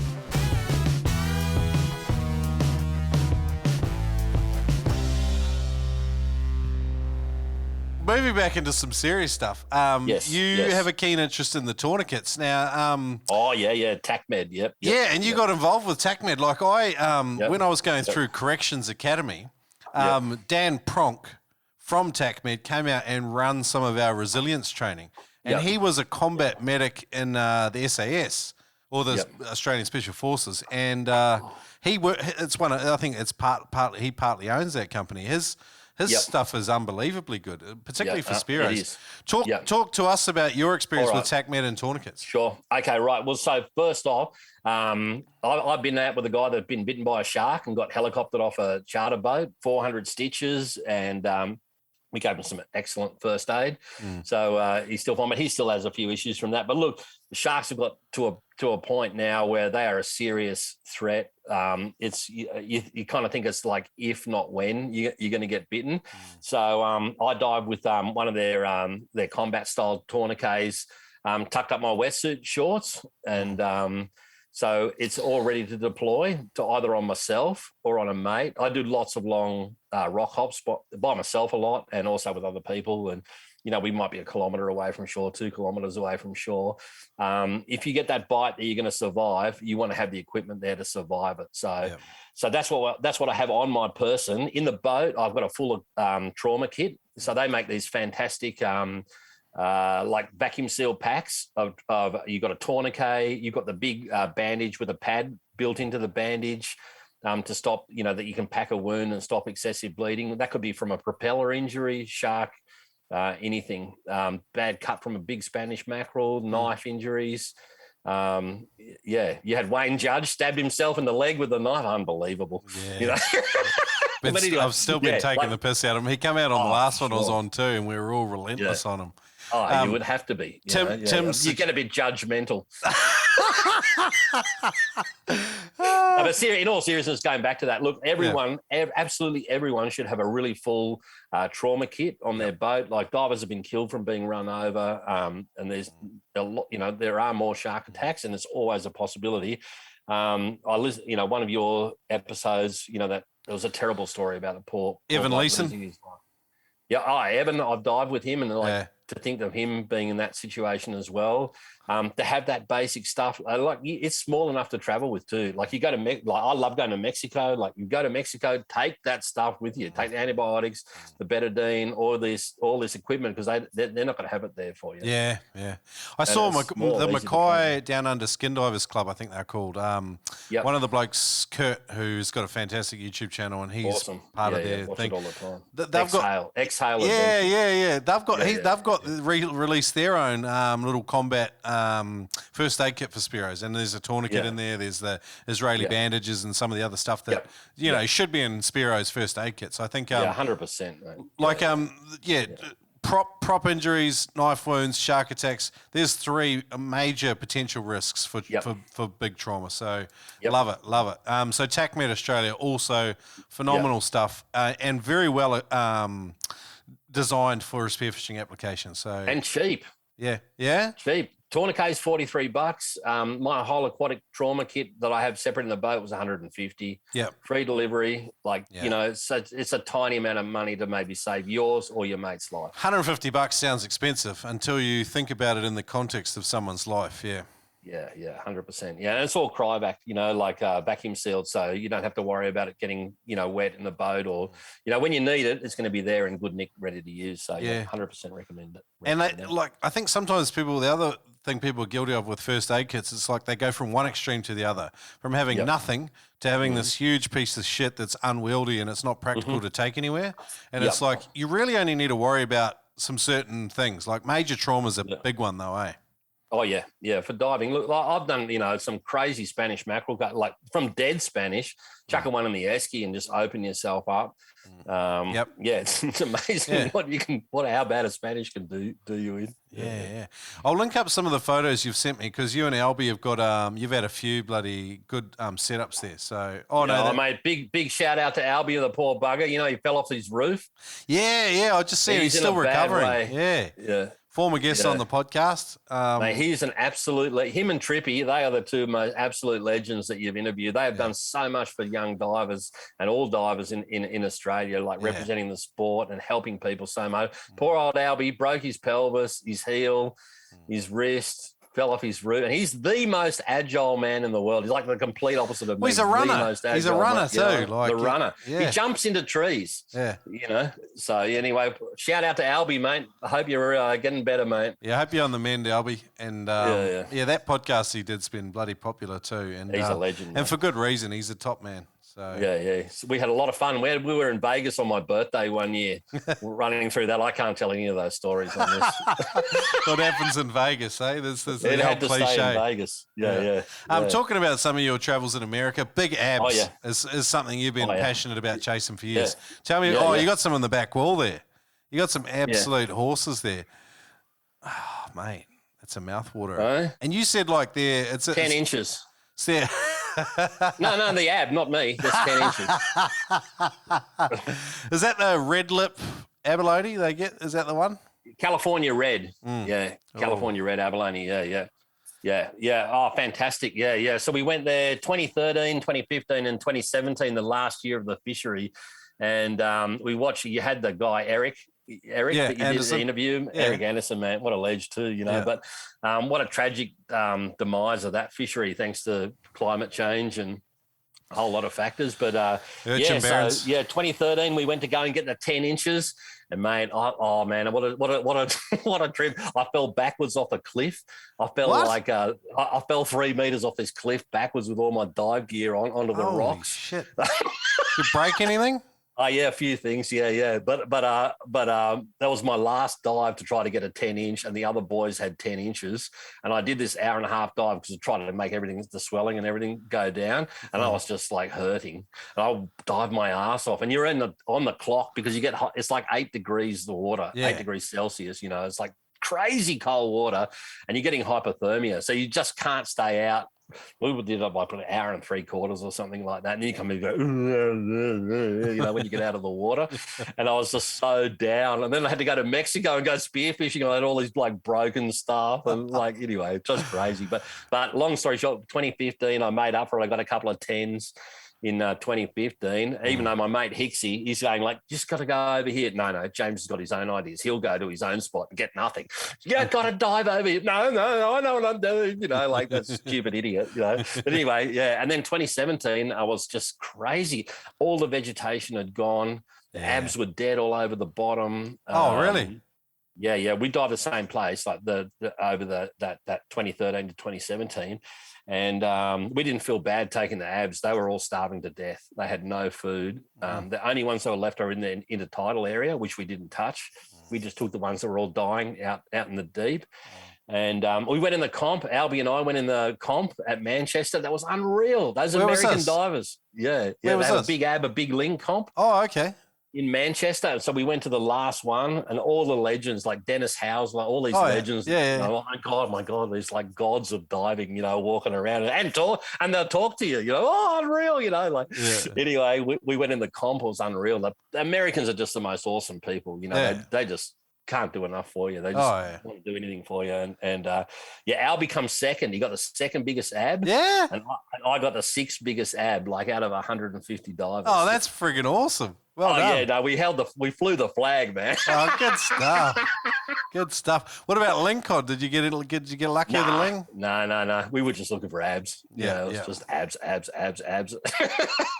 Those ling cod they get over there are pretty crazy. Like that's its own kind of hunting. Oh, yeah, in the caves. And, the visibility is horrendous over there. So I went to Oregon as well. Like they only have California, they have 24,000 divers will dive there. And Oregon, they have 300 divers in the season. So I wanted to go and get a 10-inch out of Oregon. Man, Oregon. Oh, man, that is hard diving. Yeah. 2-foot visibility with the torch and swell and 8-degree water. And I went out and I got a 9 3/4. And you only allow 5 abs for the season, 1 a day. Okay. So it's and getting the license was just a nightmare, driving to these field offices. And anyway, finally got all this shit. I got a 9 3/4. It's no, that's not good enough. I've got to get a 10, And then on my last day, I'm got the torch in front of my face. Literally, you just see the hand like that. That's how far. I look in this crack and there's the edge of this ab. It's it's got to be a clunker in a cave. And I put the torch down I had it on the rope, and I was 8 foot. It was not a deep dive, but you couldn't see anything. And so follow the little rope down, chuck in the ab iron in underneath this thing. And I had my hand under it because if it dropped, I was going to fall into this bottomless cave and I wouldn't be able to pull it out. And I dropped it into my hand and I pulled it out and I'm putting the 10-inch measure. And I was like, yes! Just went 10, just went 10 inches. But anyway, just as good enough. So. What's Oregon like in terms of the culture? And it seems a bit different than California. It's poor. Yeah? It's poor. Okay. The people are poor. In terms of culture, get this for a story, right? So I'm driving my rental car and I've driven over a screw or something like that, got a flat tire on a Sunday. I go to Schwab's tire place in Brookings. Only Americans have a name like Schwab, anyway, I go there and I say, oh man, it's got this rental car, I'm an Aussie, got a flat tire. Can you fix it? How much it's going to cost me and all this sort of stuff. Anyway, no problem, no problems, blah, blah, blah. Like an hour and a half later, they fixed the tire and they go, how much? No, for you, nothing. Charge me nothing. Literally charge me nothing. Just so happy to help you, Sometimes poor people are the most generous. It's a weird thing, eh? Yeah. Like I feel, I don't know, a lot of Australians probably haven't had a lot of experience with Americans, but they are the most generous, warm, giving people. They will bend over backwards to help you. And the media. We love going there. The media have gone to town in recent years on America. Yeah. They just portray them all as these Fruit Loop redneck, invading the capital people. And that is not what Americans are like. I talk to intelligent, they're lovely people. Well thought, thoughtful people from America all the time. I'm just like... Yeah, they get a bad rap. Yeah, they really do. Yeah. They've always been so nice to me. And mate, Mexico. Let me talk about Mexico. Yeah. Man, Mexico is the place to go for some incredible diving. So, now the best. One of your things that you said to me is like, "What's the best day you've ever had out spearfishing?" And it was a trip Dodgy and I did to Agua Verde. Yep. So we go with Palapis Ventana. You've had Tim Hattler and no, I haven't. I haven't. I'm going to have them on. Sorry, maybe that was a rival podcast. There's no rival podcast. We're all friends. Anyway, Tim Hattler, he started up Palapis Ventana, and Brock's one of his old mates that works for him. And a big shout out to all the guys at Palapis, Chewy, Yoni, Camillon, Israel, all these people that have just been so fantastic to us and looked after us. Mexicans are like Australians. Like they always taking a piss out of each other. Oh, yeah? Oh, man, they've all got nicknames. They call me like El Gordo, the fat one. Like they're just unreal. They're sensationally funny people. Yeah. And some great, there's some of them are great divers and, they just love life. And they're really relaxed. You think like it's no nanny state into Mexico. Like you ask them, is it peligroso? Is it dangerous? No, mate, no. Man, it's freaking dangerous. Just do it at your own risk. You can do anything you like in Mexico, but it's at your own risk. So. But this trip we went to Agua Verde. It's this little town, about 7 hours up the coast from Palapis. Palapis is full luxury. It's like first world luxury, air conditioned cabins. Full bar, restaurant, sit in the pool, out in the nice boats, that's full luxury. So then you go out to Agua Verde. It was when we went there the first time, it's this little fishing village on the coast in this incredibly rugged mountain landscape to get into. No power, no running water, no internet, no phone, no nothing like that. And we sleep on cots out in the open, and it's like a giant farmyard. Like it's all livestock and chickens and dogs and stuff like that. And all night long, it's like, and it's like barking dogs and stuff like this. So it's just crazy. And man, there's this dog. I got to tell you the story about this dog. This Puma. It's like a Staffy cross thing, and they've all got their balls. Like no dogs are desexed in Mexico. They all just run crazy. This dog's favorite activity was to run full tilt into the back end of a goat, and I mean into the back end of a goat, up to its eyeballs, and then dodge out of the way when this goat is trying to butt it with the horns.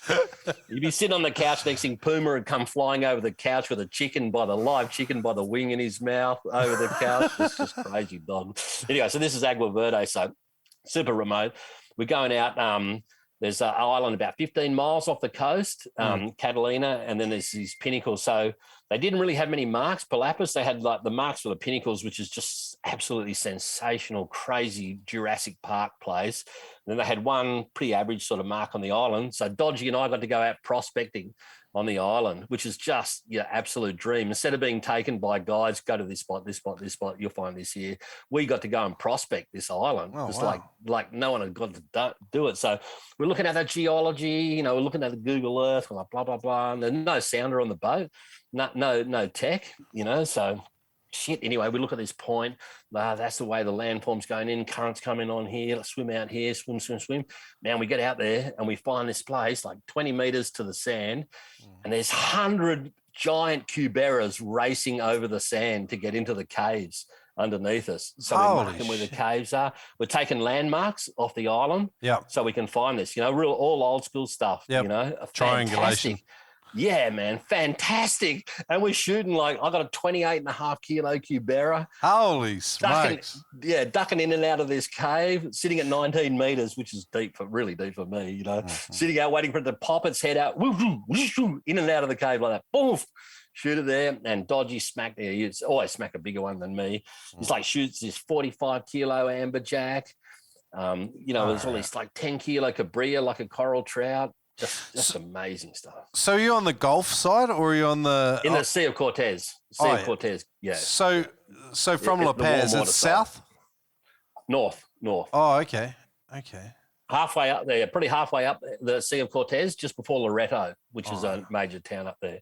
So it's just out in the middle of nowhere. The Sea of Cortez, it's just absolutely incredible. It's the warm water side. So the Pacific coast, it's cold. It's like an extension of America. It's a cold current. Crazy fish, crazy sea lions, scary diving. You think you are going to get eaten at any second by a giant great white. Oh, wow. Yeah, I got fronted by a massive sea lion there. We dived on the Pacific coast. It was freezing cold. We were running out of juice. They have these like a 44-gallon drum with a hose in it. That's the fuel tank. And you're watching the fuel go down. You go, shit, we got to get back. Go over the river bar. It's freezing cold.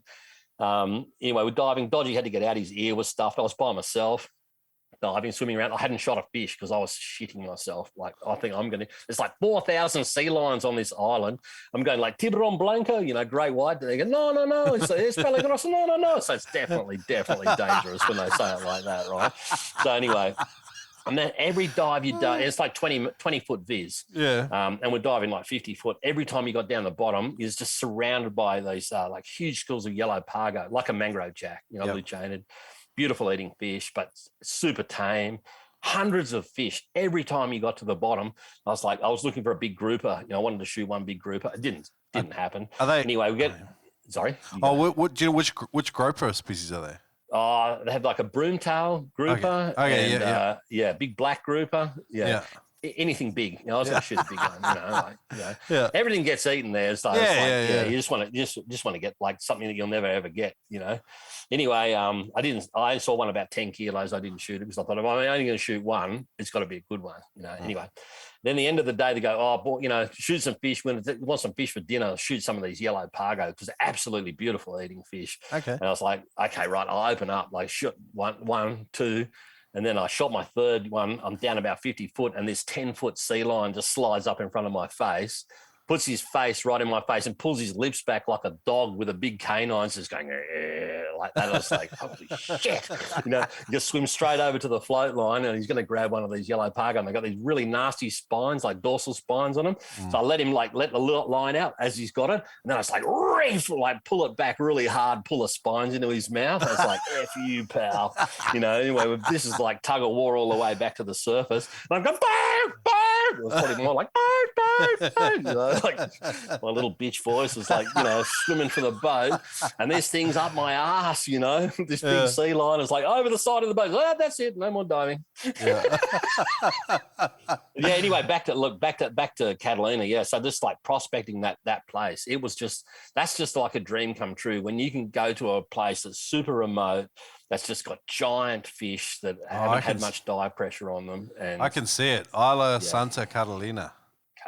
You're beautiful, mate. Up at the northern end, you see there's a little reef going out in there, and so we got all these cubera caves, and we saw them to 40 kilos, these cuberas there, and look, Mexico's fantastic. You only can take 5 fish in a day. Yeah, it's very restricted. You just don't go crazy there, and but you'll get the fish of your dreams there. Wow. Palapas, I shot a couple of striped marlin. Yeah, wahoo, huge cuberas, all sorts of stuff. Yeah. So you fly into La Paz, and then we fly into Cabo. Okay. And then they'll organise a shuttle to come and pick you up. Okay. With cold beers. Stop for tacos and burritos, mate. You start living the dream the moment you get off. Get through customs. Is it an expensive trip? Not really. It's expensive to get to America, but once you're over there, it's not too bad. You can work out a group deal with Tim, You know, nail him down. He likes to make a profit. Nail him down on a price for stuff, and depending on what sort of diver you are. Look, Mexico's one place that if you can dive a little bit deeper, it really helps. If you're a 20-meter diver, you'll do really well in Mexico. Yeah. If you only can do like 15 meters, you're probably better to go earlier, like April, May in the season when the thermocline's higher and the reef fish are out. As the season goes on, it gets harder. They go deeper. I've been in chats with Tim and Brock to get him on the show. I really want to do it. Now that you've intrigued me more, telling me stories about the place, I'm even more intrigued. I really want to go to America. Pre-COVID, I was planning to go over and do maybe like the Blue Wild, and I knew another one that was starting in Florida that I wanted to go and be a part of. I really want to get around them and hang out. I could spend 2 months in Florida, I reckon, and 2 months in California, and then another couple of weeks. Hey, mate, don't forget Louisiana, mate. We went to Louisiana with Albie, Dodgy, and myself, and we went and dived the rigs, oil rigs. Yep. Oh man, fantastic guys! Those guys in Louisiana, they took us out this big boat, and that's an out of this world experience. Like, you dive through 40 foot of complete shit river water, and then it opens out into this blue room just full of big. We timed it so we could shoot red snapper because they have a very limited season when you can shoot these big American reds. They're like a red emperor. They look like, and I've seen them. Yeah. So we were shooting these reds, and bloody Dodgy plugged himself this giant. What's the thing? Anyway, he plugged this stupid giant fish over there. But that oil rigs, they were fantastic, those guys there. Like, Louisiana was so backwards, we couldn't even buy a license. They couldn't cope with an international address to buy a fishing license. And the guy's got to go, no, don't worry, just come out, There's like chewing tobacco, spitting in the bottle all the way out, the guy driving, just amazing. And those guys are awesome. Love it. They looked after us like an absolute treat over there. And they've got big boats to get out to these big rigs, Big boats. Yeah. And what's the Gulf of Mexico like boating wise? How does it stack up?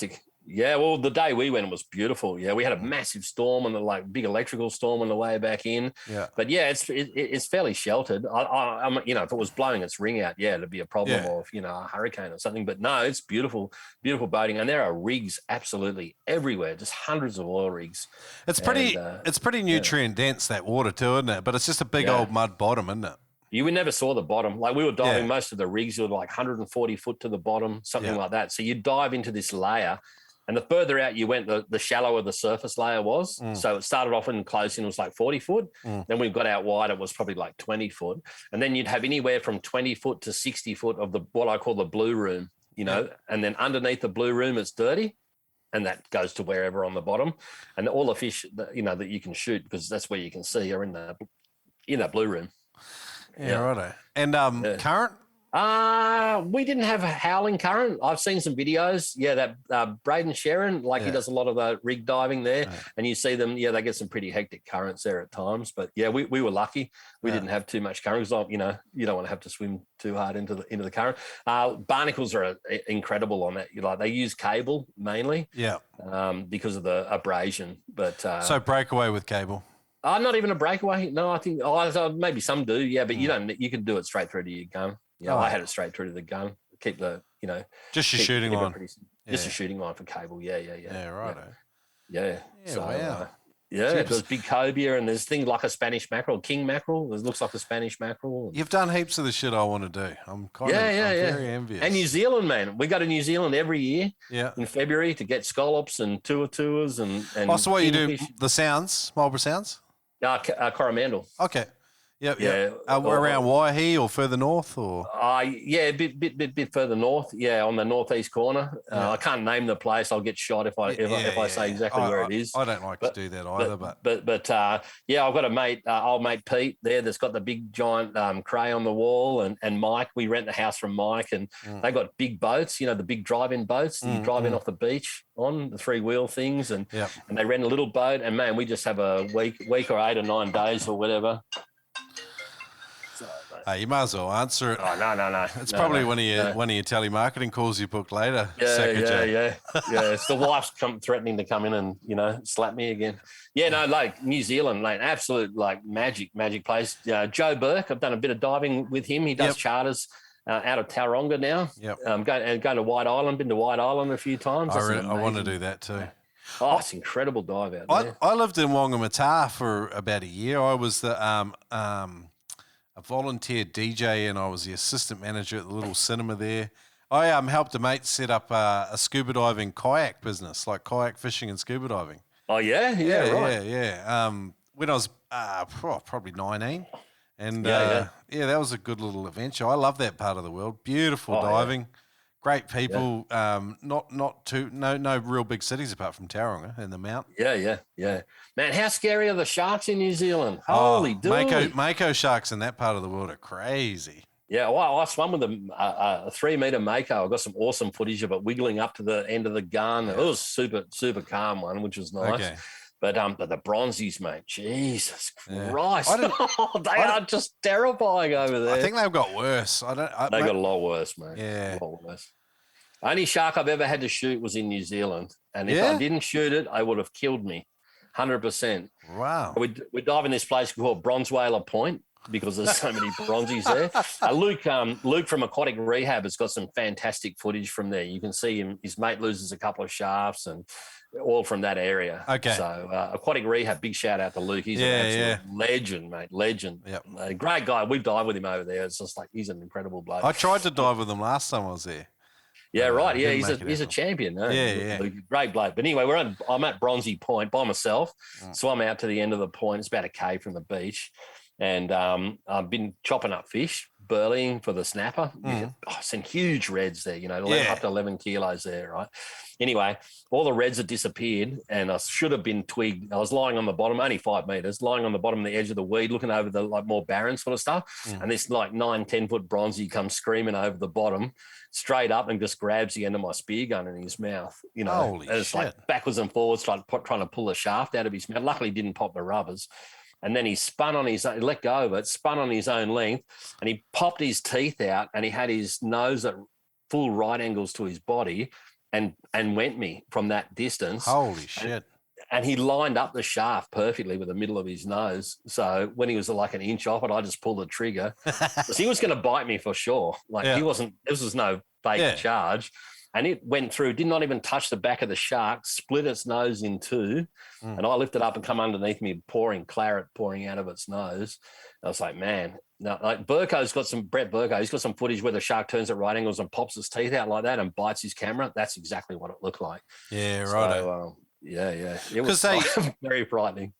They seem, you can write them off as just intimidators. Like they love to posture up but I haven't really seen much of that. But I 100% believe you. I just Well, my mate, the big rig at Never Fail, we were diving at Never Fail on the back of Great Mercury Island, which is another awesome spot to dive, but it has a lot of dirty water, a lot of sharks, big kingies. And we've been getting kingies like running off in the dirt and just getting eaten by the bronzies on the bottom. And the big rig's just sitting there down about like 8 or 9 meters at the dirt layer. And he's looked up and this bronzy's just going chomp, chomp, chomp, chomp, chomp all the way from the surface down to his head. And he's just put the gun up, not bite it. And the bronzy's driven the shaft through its bottom jaw without him firing it, just going crazy trying to bite him. Then ripped the spear out of the gun, swam around. So he's had to cut the shaft off with his bronzy going. He'd calmed down a bit when he had a shaft hanging out of his bottom jaw, but he drove that shaft through his jaw. So in your mind, that's probably one of the sketchiest spots for sharks around. Oh, 100%. Like we have a lot of issues here. We have a lot of problems with bull sharks charging us, and they're really bad. I've dived with a lot of white sharks especially in Port Stephens. Had like a couple of different white sharks in dives, and they're a bit sneaky, but those bronzies are just out and out aggressive. We've had them push us up against rocks and stuff like that, and in packs of them. just and it's definitely got worse. In the 15 years that we've been diving New Zealand, it's gone from where you'd hardly see one to now it's like, man, you shoot a kingfish, you're definitely gonna have some issues there. Yeah, well, Luke, like I watched some of Luke's videos. He doesn't even shoot them now. Like if they go on a meat run, they have very deliberate strategies about managing, like not feeding the sharks and stuff. So Sure. Oh, we're Aussies, mate. We don't give our fish over to the sharks either. Like we keep the fish away from them. Yeah. You know, we don't give them up. Because I think that's what's happened a bit too. Yeah. Like you said, they're very intimidating, and people have given their fish up. And I'm not blaming anyone for doing that. It's very, very frightening when you've got a huge animal or more than one of them going at you, charging you full stick. It's easy to give a fish up, but we don't do it. Yeah, we hang on to them, scream like a girl, and get in the boat. I'm trying to work out a bronzie's range because, like, a lot of people up here will call the whalers we get off Brisbane bronzies, but they're not. They're not. They're dusky whalers. Dusky whalers. Yeah, Coffs is maybe as far north as the bronzies go, isn't it? Not even that high? No. I think maybe Sydney. Yeah, I reckon. Everything north of that is most likely a dusky whaler. Yeah. Which is a bit different, nowhere near as aggressive. Yeah. We have big duskies here. Mm. So, yeah, having said that, I did have one push me across the surface one day when I was burleying. Yeah. I didn't see him ducked in the fin pockets and pushed me across the surface, but he just wanted the fish. But the big duskies generally leave us alone. But the proper bronze whaler, they're a very distinctive shark. They've got that really, the very sharp nose. Yep. Real copper-coloured, yep. very, very, very big pectoral fins. They're very distinctive shark. The real ones. The whaler family's quite big, but it's weird how some of them are locked in temperature bands, and the bronzy very much seems like one of those. It's a cold water shark. Yeah. The sandbar shark is another sort of weird one that people don't talk about a lot. We got a few sandbars up here. Yeah. Big high dorsal fin. Yeah, real very high. Very distinctive. Yeah. But yeah, it's interesting, eh? Like, different sharks definitely have different characteristics and behaviour and managing it. Over your years, like with diving all different shark species, have you noticed any commonalities that help you to manage them? Oh, 100%. Like, we had to change our diving in Port Stephens for the great whites. They were protected in about 96, 97. And the pros used to bang them on the head before that in their beach hauling. And they'd put 7 or 10 through the market every year. So once that stopped, they very quickly, all these juveniles would grow up. And so we were mainly dealing with sharks between sort of 2.5 and a bit over 3 meters. So still pretty decent size, but not these, like 5-6 meter behemoths that you see on, National Geographic. But they're very, very sneaky sharks. So we always had this thing of looking behind us before we left the bottom. Yep. And making eye contact with them. They're very timid shark. If you see one and you charge it, as soon as you see it and you charge it, they will bolt. They will not hang around. They do not like aggression. Yeah. So that's what we did with the whites. But we had a classic story with Dodgy one day. We took the marine park manager out to this wide reef, and he doesn't like, great whites. So like, oh man, come out here. That's unreal, this place. As soon as we jumped in the water, it's rare, like crystal clear day. There's this professional fish trap in about 15 meters full of snapper. And the first thing we swim over, there's this great white just doing laps around this fish trap on the bottom. And he's going, oh, we're going to get back in the boat. Go, don't get back in the boat, you soft cock. Next thing, Dodgy and I are shooting bonito, and we're like chopping bonito up in the water to get these snapper excited.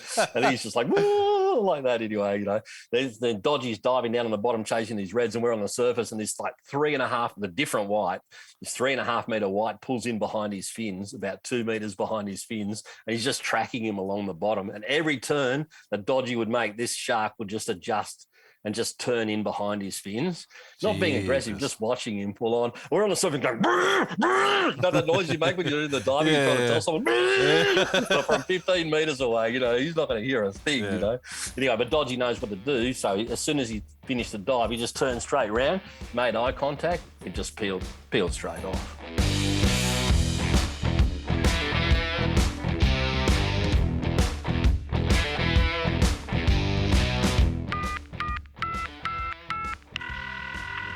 Shrek, dude, you're killing it on the Noob Spearo podcast. Every guest you get on froths on the spearing lifestyle, and the actionable info is off the chain.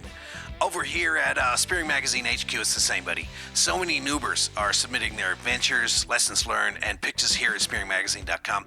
I just wanted to say that noobers can get an international subscription at SpearingMagazine.com. Also, they can check out our In the Face apparel or get a subscription to the greatest spearing magazine on the planet. That's all right here at SpearingMagazine.com. I am Jeremy Gamble, and man, I love the Noob Spearo podcast. This is Jeremy out. Equalising problems can be something that derail you. Not today, my friend. Go to freedivingfamily.com. Check out either the Frenzel and Advanced Frenzel video or the Mouthful and Deep Frenzel Equalisation course at freedivingfamily.com. You can use the code Spearo to get 20% off any course at freedivingfamily.com. These courses are put together by Adam Stern and a select team of legends, and to help you overcome different issues and help you perform better. And some of them are extremely relevant for freedive spearing. Check it out at freedivingfamily.com. Use the code Spearo to get 20% off any course. I just love a functional and simple spear gun that I can trust when I pull the trigger. Killshot Spear Guns utilize the finest of kiln-dried Burmese teak. Killshot Spear Guns also combine American-made parts and fine craftsmanship to bring you accurate, reliable, and simple spear guns that you can trust. Fish after fish. Get $30 off any Killshot Spear Gun at killshotspearguns.com. Yes and amen, Nuber. That's $30 off American-made performance spear guns at killshotspearguns.com.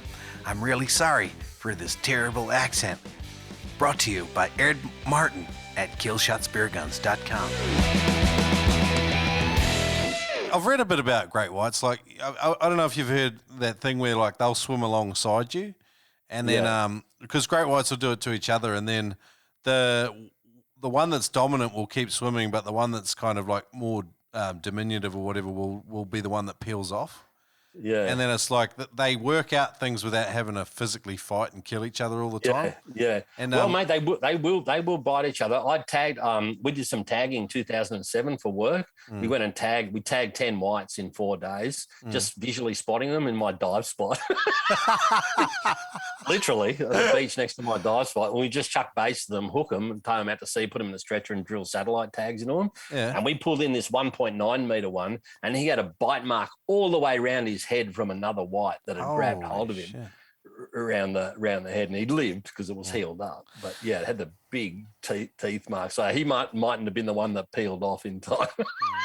In New Zealand at the moment, I see all the time divers swimming with killer whales, with orcas. Yeah, and I'm thinking like maybe their numbers are on the improve because of the shark numbers are on the improve. Yeah, well, there's a lot of marine mammals for them to eat too. Yeah, a lot of whales. Yeah. With the sharks, all they do is eat their bloody liver or whatever.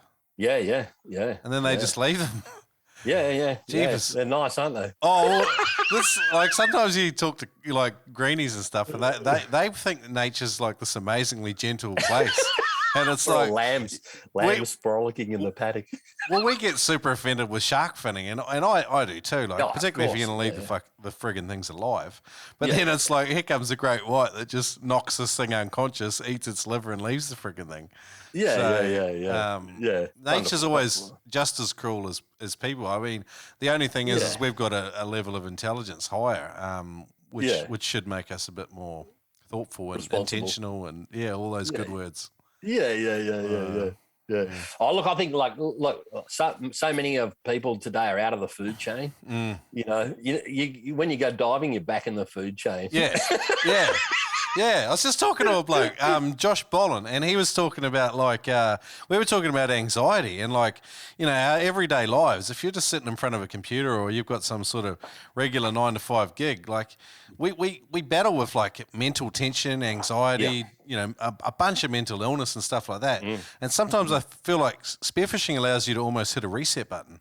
Where you actually have some real context for legitimate anxiety and fear. 100%. And then when you come back to your normal life, you're able to function much better. Yeah. Like, there's nothing like getting the shit scared out of you by a big wild animal, to make you prioritise. Yeah. That issue with your boss, it's nothing. Yeah. That giant bull shark that's trying to rip your head off. Yeah. And you're a kilometre out to sea with no boat. Yeah, that's a problem. Yeah, you that Catherine, she said don't sweat the petty stuff, pet the sweaty stuff or something like that. But I love how cheeky she is. Sounds like my kind of girl. Yeah, she's funny, but I really like her, the way, some of the stuff we get so offended by and concerned about, it's just shit, Come on. Yeah, like, yeah. let's You just know, it does. It straightens you out. Like, I think chill out that's, a bit. why do you go diving? It is the big reset. You're in the natural world. You cannot, if you're a proper diver, smart diver, you're not thinking about that shit back at home. You are really switched on. You're watching everything around you. You're taking it all in. You're, thriving and surviving. You know, that's what it's all about out there. And, it's just there's so many challenges with it that are awesome. Yeah. That, like big seas, getting off the rocks in big seas, getting back out in big seas, in crazy stuff. My balls are shrinking up just thinking about it. I'll tell you a funny story. Like one day down in my spot in Port Stephens, I missed a big snapper that, one day, from something something I could have done better. But anyway, it's just a thing. And it was just burned me all night long. I was like,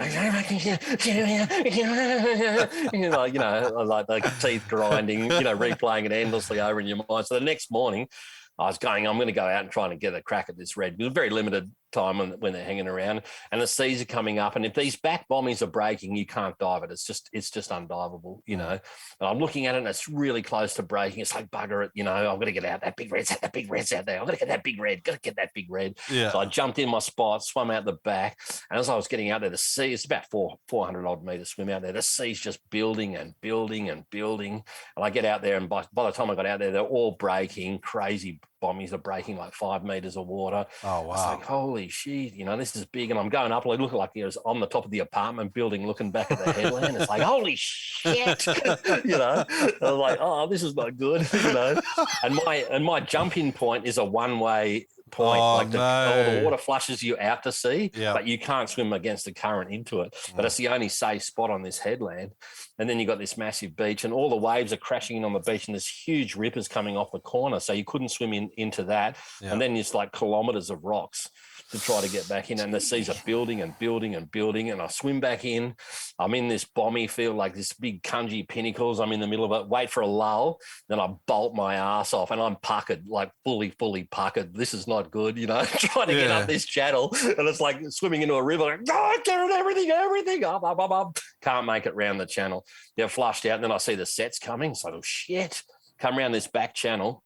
And I'm trying to get up the back channel, and these huge sets are rolling through. And when the waves get forced into a channel, they go vertical up, like 15 to 20 foot up and down this channel. Yeah. And I'm in it totally out of control, like a cork, just this way, that way, this way, up, down, sideways. Holy shit. And I'm looking at this chute, and there's this rock pool that's got splash pool that never gets connected to the water, and there's this rock chute, like a 45-degree chute. Man, I'm going up the chute. I'm going up the chute. So I get the second wave of a set.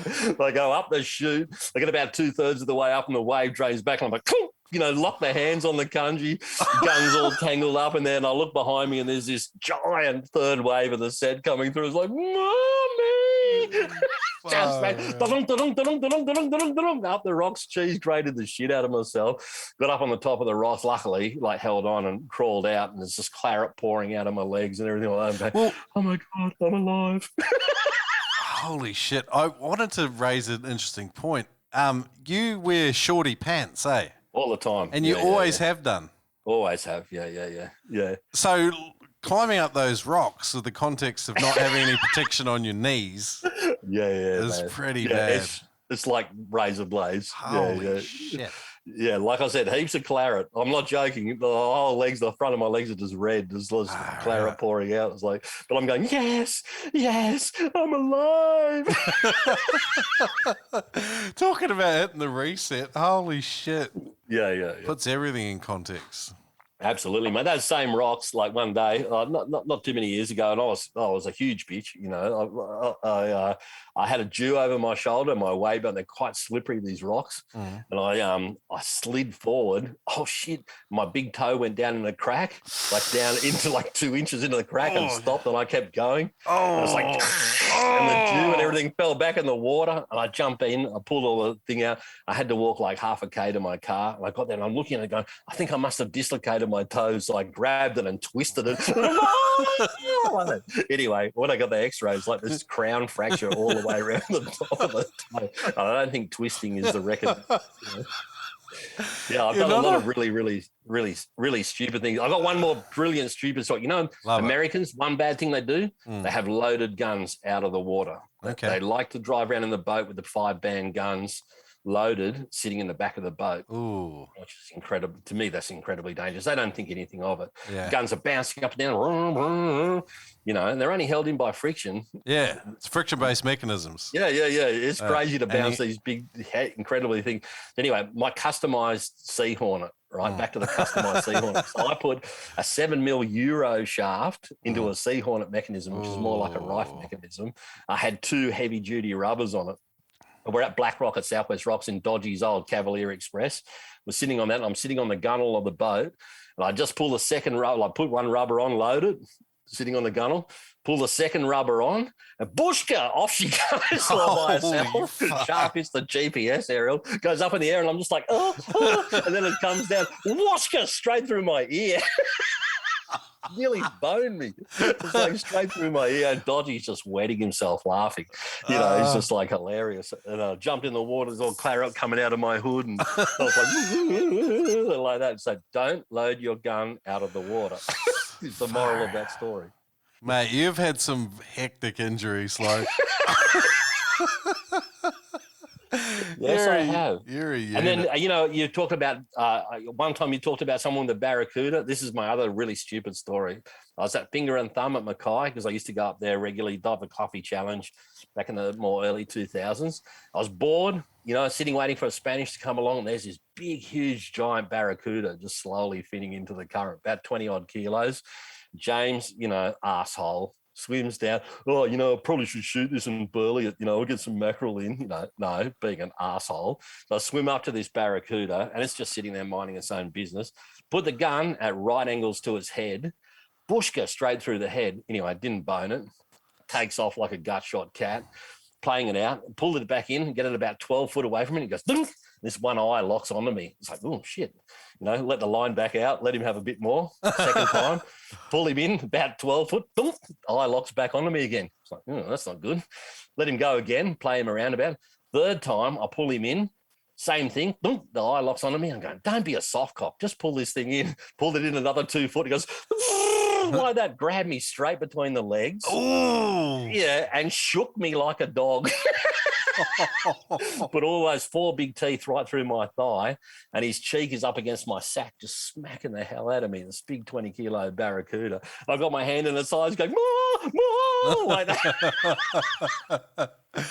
You're not the only person I've heard this happen to. They go for your crutch too, it seems like. Straight for your crutch. Yeah, and like an ex-wife. Like if they don't get your wedding tackle, they get a femoral artery or something nasty. Oh yeah. And they leave these massive bruises where each tooth goes through you. You get like a 50-cent coin bruise around the tooth. Yeah, through my shorts. You know, the wetsuit shorts that I always wear. Your protective safety wetsuit shorts. That's it. Yeah. So don't shoot those big barracuda. No. I've shot a big one, but I say big, it's probably only about 14 kilo, 13, 14. That was big enough. Big enough, mate. Not again. Particularly they're not like a sought after eating fish. In fact, I've never eaten one. No. That one served out as burley. So I just it's not. It doesn't interest me. The risk reward is not there. Yeah, it's karma when you shoot one like that. You shouldn't shoot fish just like to be your own entertainment. You should shoot it for a valid purpose. Yeah. And that's not to cut it up and beat other fish. Part of the maturity curve too, isn't it? Which I'll get there. I'll get there one day. Me too. Me too.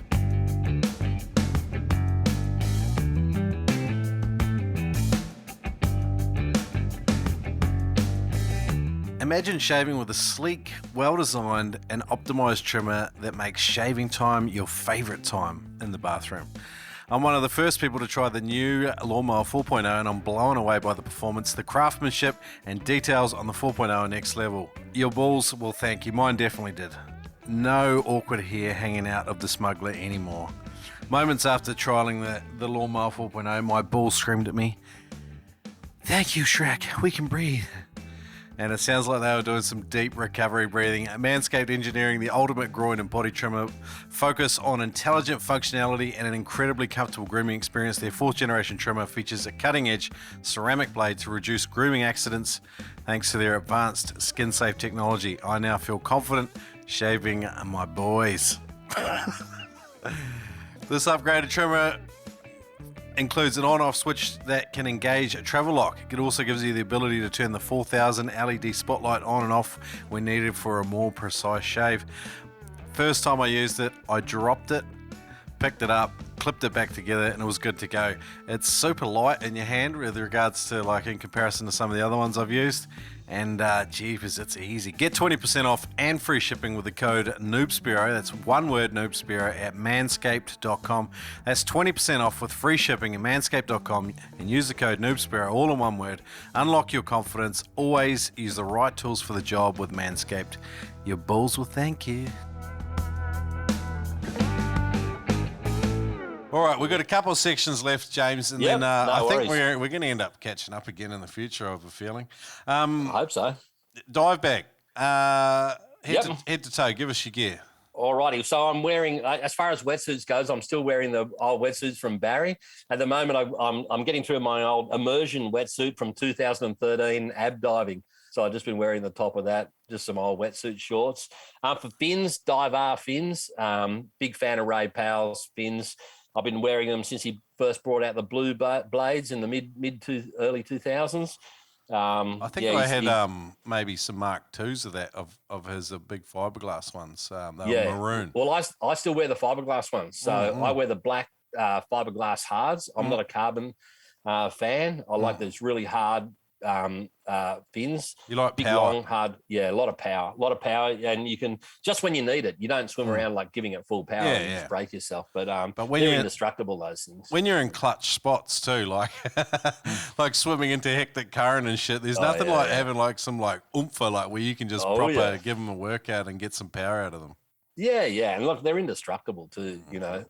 They're not like a high-performance freediving fin. They're hard, so that... No, they weigh a ton too. It's like wearing leg weights. You know, they're not like these carbon things you pick them up and go, ooh, you know, there's no weight in them. Yeah, cool. Rubber weight belt, very agricultural dive knife, keeper bag. What else do I have? Oh, look, guns, 100% Edge guns, Tony Hugh. Big shout out to Tony Hugh, my absolute legend guy that's helped me out so much and the inspiration of so many funny stories. Oh, geez. Just a fantastic guy. But he's another, super generous guy in the sport that's helped so many people. So he's coming on the show at some stage. I was out at Tony's place maybe 9 months ago. A mate needed some gun mods, and I mean he's developed some really clever gear. You know, that closed muzzle of his, like it's a friggin' great bit of gear. Yeah, mate. You want to see that guy dive, mate? He's like a giant wobbegong. He just lies on the bottom with his chest up. And mate, I'll tell you a quick funny story about Tony. Like we went out in the boat, Blue Water Classic, 4 meter swell at Coffs Harbour. Like horrible day. I would never go diving on that day. And Tony gets on the boat. He goes, anyone want some slime? Want some slime? You know, like wetsuit lube. And he, puts one end of the boat to the other with like detergent, you know, and it's like a south wind, nothing to hang on to. Yeah. There's 5 of us, slippery as buggery. So we punch out of this 4 meter seas. Tony's like this giant dugong clutching the esky up the front of the boat, like sprawled over it, just clutched it all the way out to sea. Like he's the hardest man, you know, physically tough guy. Yeah. Then he ties a cordial bottle float onto the end of his line and just swims off over the horizon. When I'm boating, it's like, friggin' hell, Tony. Like, I'm never going to find you. It's like, I'm over here, James. No, sure, he's an absolute legend. So, Edge guns, like I have all the same. I have like a 1 meter gun that I use for, really super dirty water or dew around the headland and the, tight white water or flathead. 1.5 is the main gun that I use with a 2 meter shaft. Yeah, right. Overhang. Yeah, I'm a 1.5 man. I like to reach out and touch. Yeah, right. That's my motto, especially for the reds, for the snapper. You need that range, and the mackerel too. It makes a huge difference on the mackerel.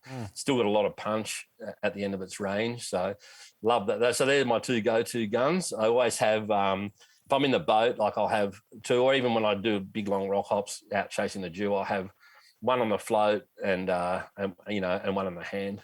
Yeah, righto. Use just 6 mil black poly rope for a float line because it's almost invisible in the water, but really easy to play fish out, doesn't tangle. 5-inch shark clips. I don't like things to fail.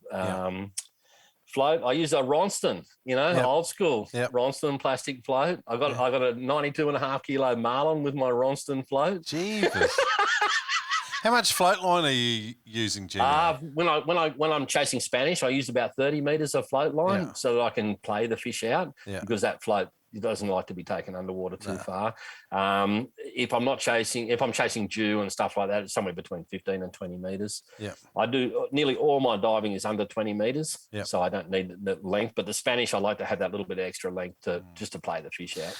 That first big run, on a big fish, you want to give them a bit of distance. Oh yeah. Awesome fun, the Spanish. What else with gear? I think I'm using an Oma mask. Just whatever fits my face, and just a basic snorkel, no purges or anything like that. And by the looks here, you're just shaving the top half of your mo as well. Yeah. That's just here, mate. Just here, so it'll get it. Get a seal. Yeah. Good shit. Love it.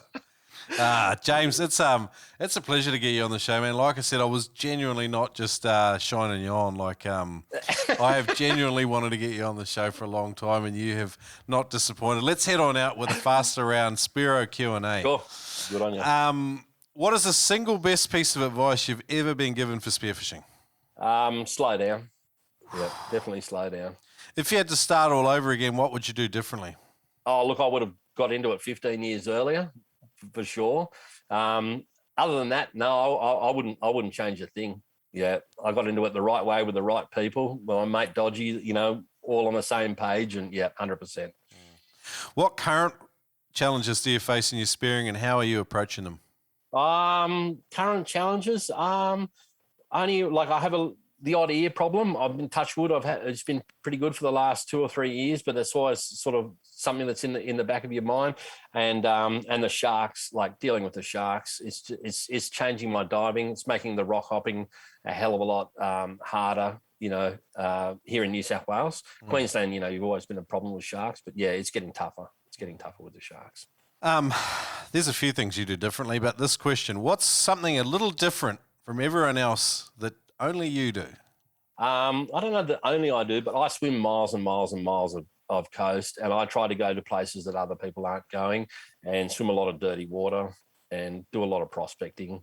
And I do it with landmarks, not with GPS in the boat, like a lot of old school, taking landmarks for spots and swimming out to spots on landmarks. So, I don't know if it's completely different, but that's they're good. They're awesome. My little way of doing it. That's awesome. Last question. Could you describe what the spearfishing experience means to you in one sentence? 100%. Look, it's getting into the real world, to thrive and survive in nature where you're not the top order predator, where you really need to use your wits to survive. It's my life. Love it. Sakker J, you have been the best Indian telemarketer I've ever had on the show. Well, it's an absolute pleasure to have you, Shrek. And I will be sending you the full 99-piece kit immediately. I like how you use some of the branding from my books and shit. That's excellent. 99 pieces. I know Scribe, you like the 99 pieces. 99 recipes is coming your way very soon. It is. By the time this is out and live, it'll be up on Kickstarter, 99 Spearo Recipes. James has submitted, I think, bloody 16 recipes or something, and some absolute magic ones in there, man. I think we ended up with 170 something recipe submissions. Not all of them are going to end up in the book because there's some substantial quality issues with a few that probably won't be able to be rectified. But jeepers, some of yours are absolute quality. So thanks again for getting involved with that. Yeah, my pleasure. Always a pleasure, mate. Keep up the good work. You're helping so many people out in the dive community. It's an absolute honour to be on your podcast. Cool. I'm going to get you back. We've got more topical episodes coming in the future, and I love your perspective on spearing and your energy, and you've sustained it. You've sustained it for decades. So I'm mad. Awesome. Me too, mate. I love it. Awesome. Good on you, mate. Thanks, Shrek.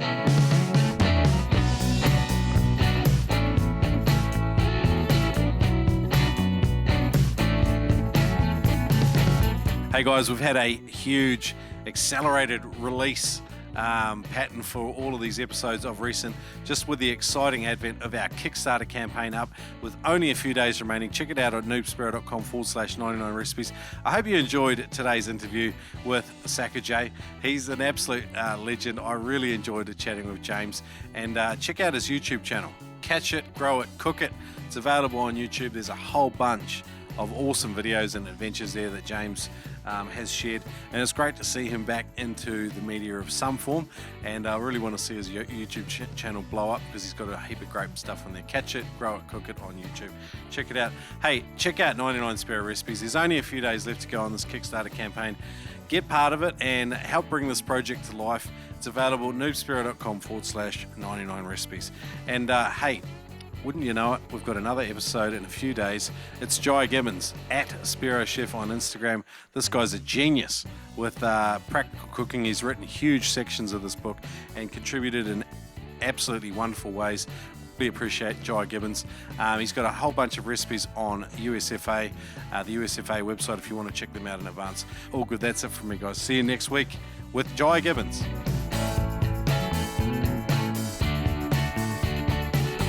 Today's episode was an absolute banger, and so is our major sponsor, Adreno. Visit them at adreno.com.au. They have a huge range of equipment. You can find it at adreno.com.au. Use the code NoobSpearo at checkout. When you shop online, you can save $20 on every purchase over $200. You can even use that code in store at some of their huge mega stores Australia-wide.